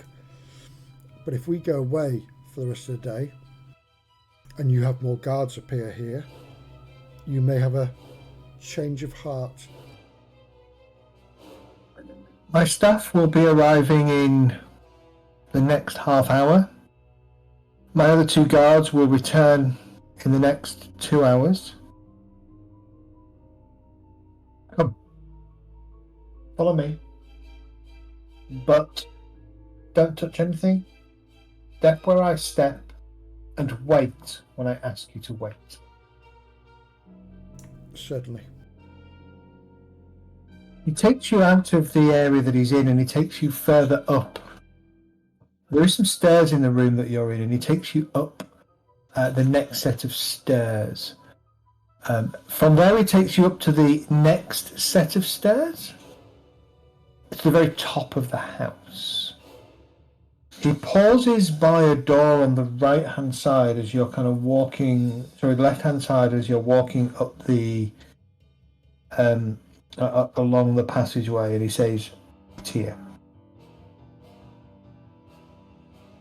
He then opens the door and heads inside. You catch, Ralph, you catch several words of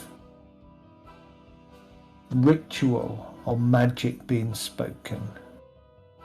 And then you get a, "Come inside." Sat on pedestals either side of the door, and a third on the bedside table looking at the door, are 3 gargoyles.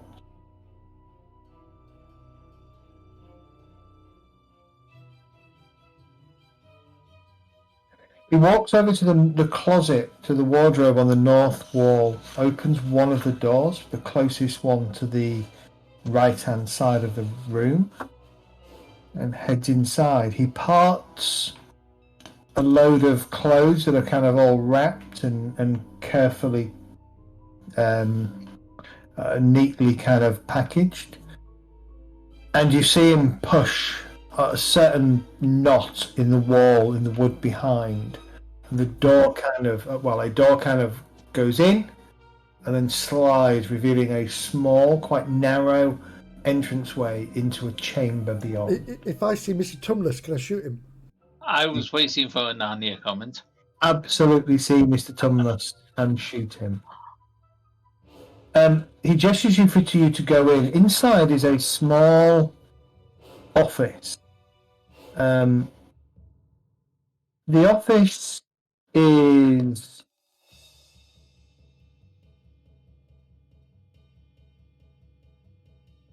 actually no, it's no, it doesn't. He goes to the gargoyle on the bedside table, which he then kind of flips open the head and twists something inside, which causes the back panel to open.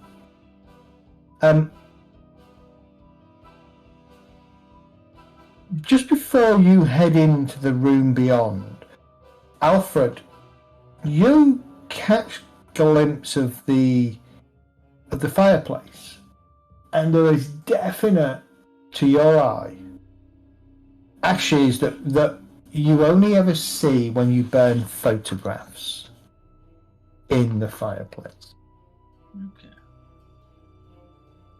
Okay. He tells you, I would be very careful if you think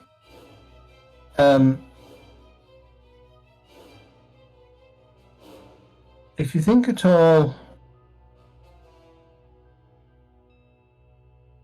of returning here when I am gone. The gargoyles that you see around my house are not mere decoration, but are manifestations of the man. So, be warned. On that note, can it hear what you say in here?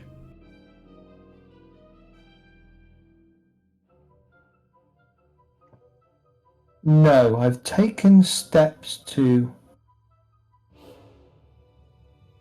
protect certain parts of my house. My bedroom, my quiet room, specifically. Mm-hmm. So it takes you through to this small room. Inside, the first thing that you gather, there are some shelves at the back of the room. There's a number of half-empty boxes, a number of other boxes. There's several crates. Those crates have bottles upon bottles of nectar, but they all are covered in dust, showing that he doesn't really touch them, disturb them, use them. He doesn't come over as a user of nectar at any stretch. There are some other archival boxes on shelves. Oh, these tablets make me go weird. My eyes go funny.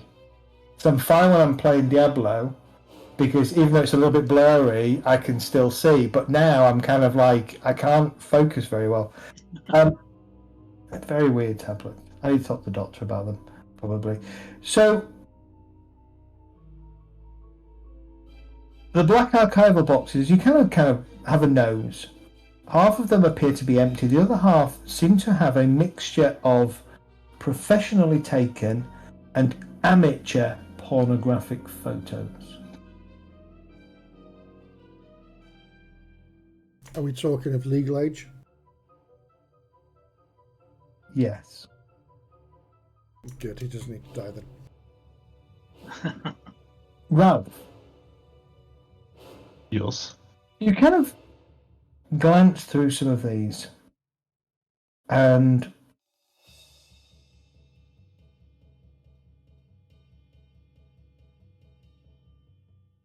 you realise that here is a British officer in a uncompromising position. Here is a man who looks quite well-to-do in a compromising position. What you're looking at, and there's notation on the back of each of the photos.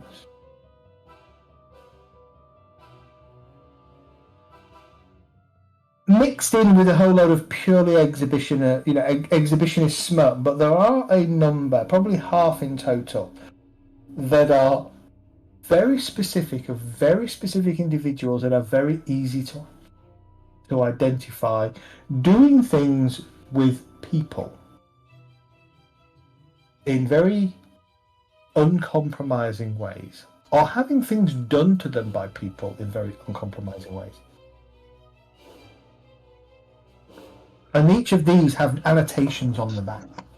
Initials, time, date.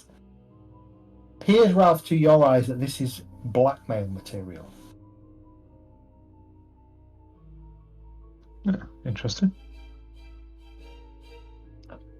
On the desk, there are a couple of other things that catch your attention. There appears to be, folded over, half stuck in an envelope, a letter, and underneath the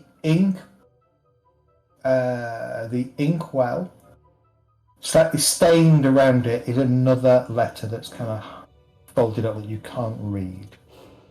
Donovan takes another sheet of paper with his monogram and address on it, the inkwell, and he begins to write a letter. Basically saying, to whom it may concern, Dr. Salazio, I hereby grant power of, ward of attorney or whatever to the undersigned individual / individuals. He asks you each for your name, whether you're prepared to be listed as a ward for his son. Puts your names on the letter and has you sign them.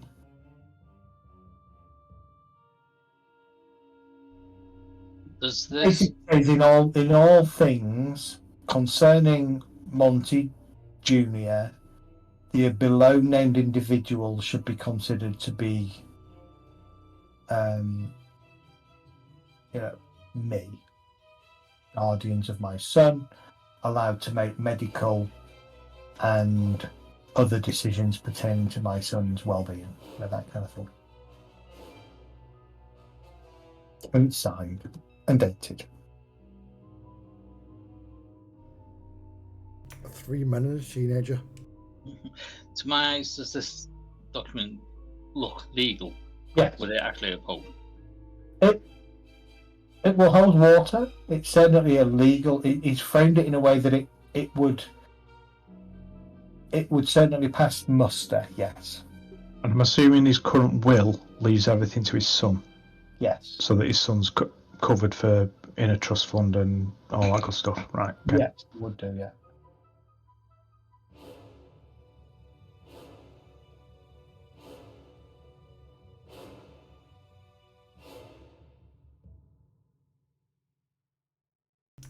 So far, Mr. Donovan, and surprisingly, and I apologise, but you've been a man of your word so far.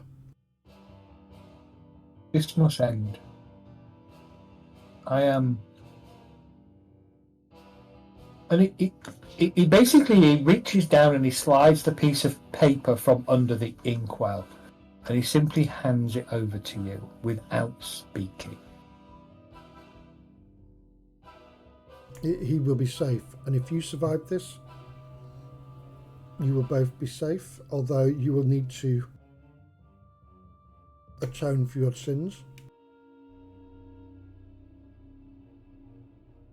And he hands you the piece of paper and sighs.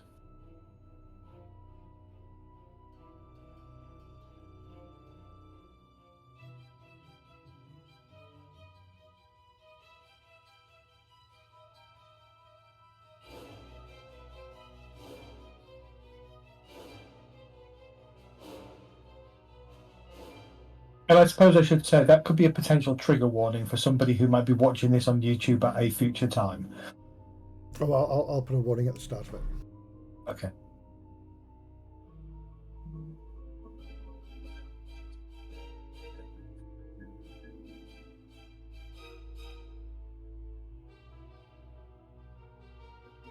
He looks at you all and he says, "Perhaps I can finish this now. Knowing that my son will be safe. You promise, yes?" But Yes. we promise to keep your son safe. But again, Mr. Donovan, if there is another way to deliver... There is no other way. There is no other way. It has to be me.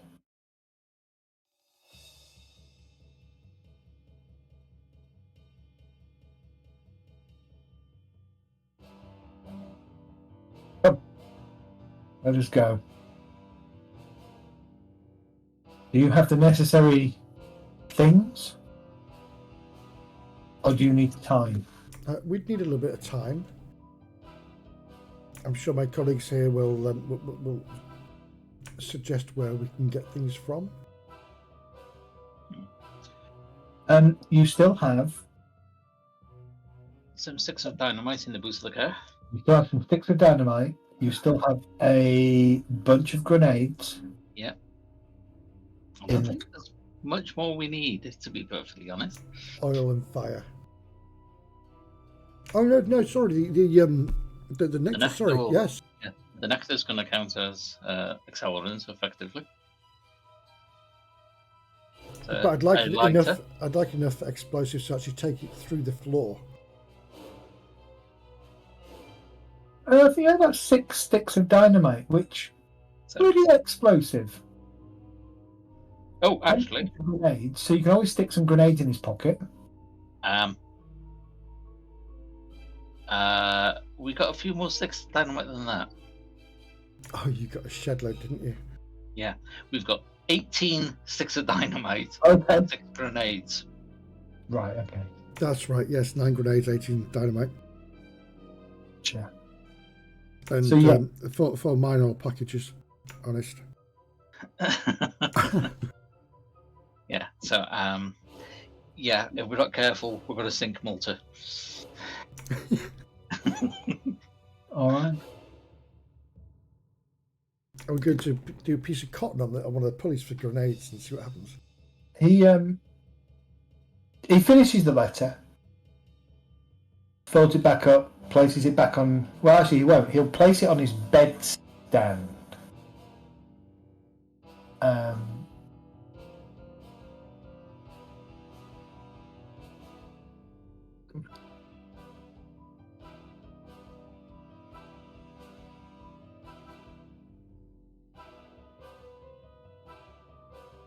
one final thing he does. He says,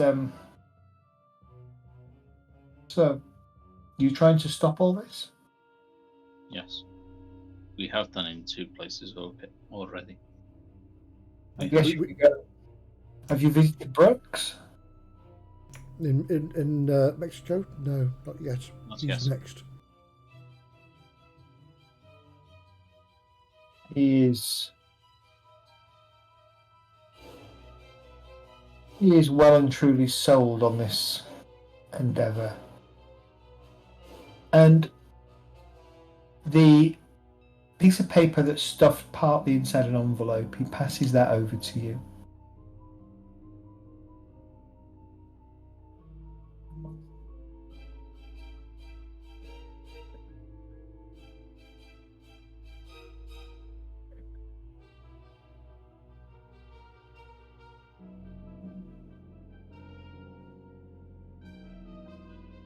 He is very much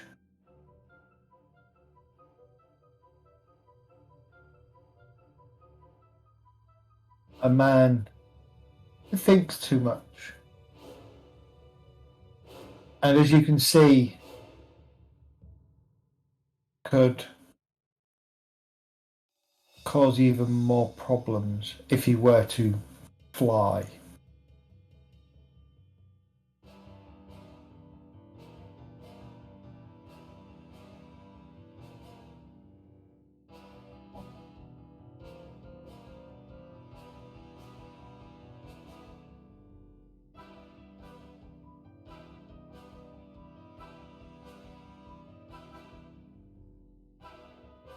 It seems like he's given himself heart and soul.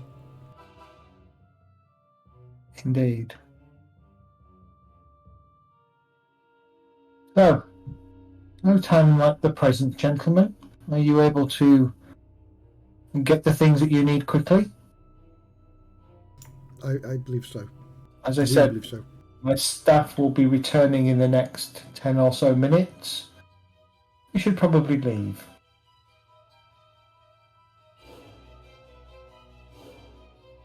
I'd like to take your car, but it's only got 2 seats. It's 4 seats. Oh, It's 2 in the front, 2 in the back. mine's 4 seats, but you know, you got 2 at the front, and then somebody for like some really, really, really small people in the back. Yeah.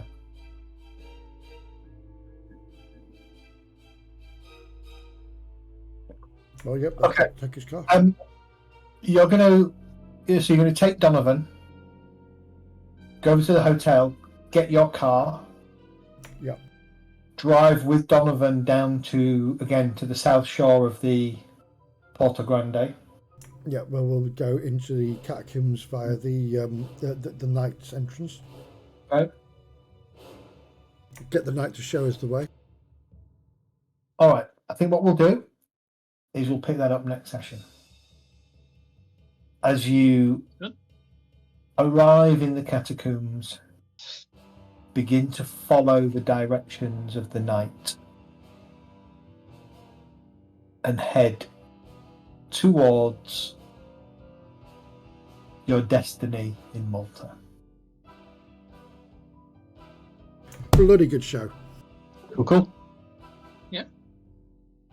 Cool. That was really good. That was really, really, really good. And thanks all for watching. That was really fucking good. It's nice to find out that Donovan is a broken man. He is an absolute broken man. Yeah, it was. I was hoping for so long that you were actually going to try and confront him, because he becomes your, as you say, he was thinking about killing himself. He didn't know how. He wants to free his son.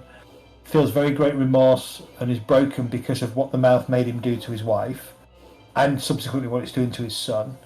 And so he becomes the easy way for you to get somebody with explosives into the mouth. Yeah. I mean, you could tell he was remorseful by the fact he kept the boat there. Yeah. Sad, but very, very, very good. that was either remorseful or really, really sick because his wife was tied to the underside of it. Yeah. So after Malta, what's the plan? Well, Because I would imagine Malta will be wrapped up in will be wrapped up in the first half of the next session. East Coast, then down to Mexico. yeah, Is I mean, it, Mexico sounds quite bad if he's really wholeheartedly going for it.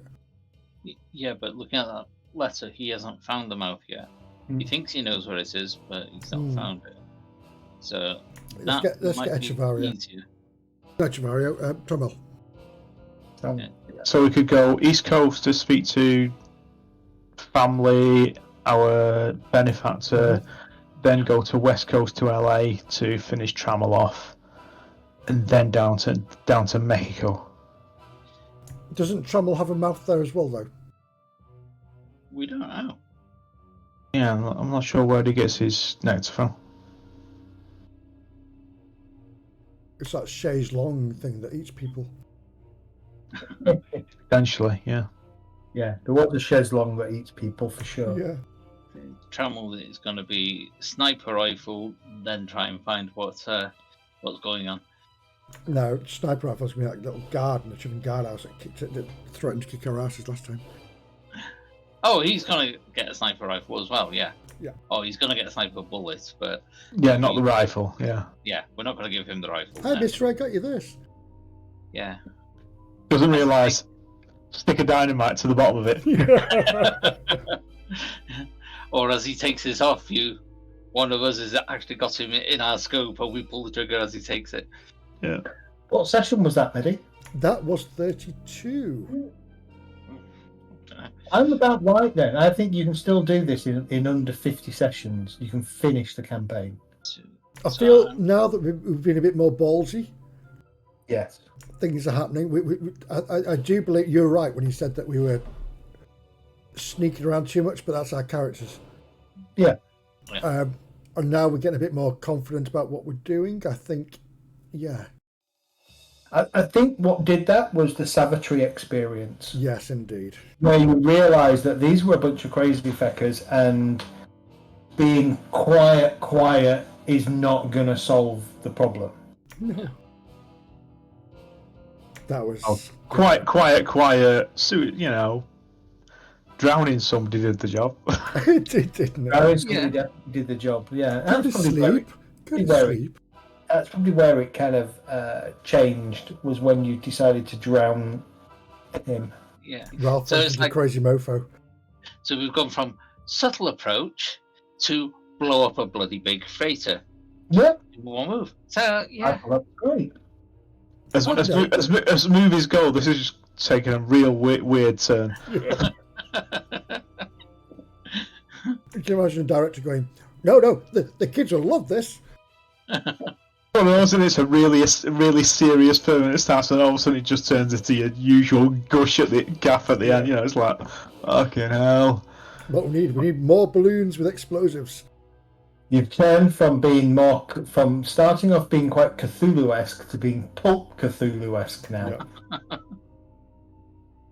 Yeah. And we're at the moment we're going into 80s action movie. We're just going into that this season. This is if it was like the Fast and Furious in the 80s. Yeah, exactly. Brilliant. All right, gentlemen. Apologies. I normally take my tablet at 6 and I forgot to take it. So, yeah. Don't worry. The effects are not great. I can normally sweat it through and handle it when I'm playing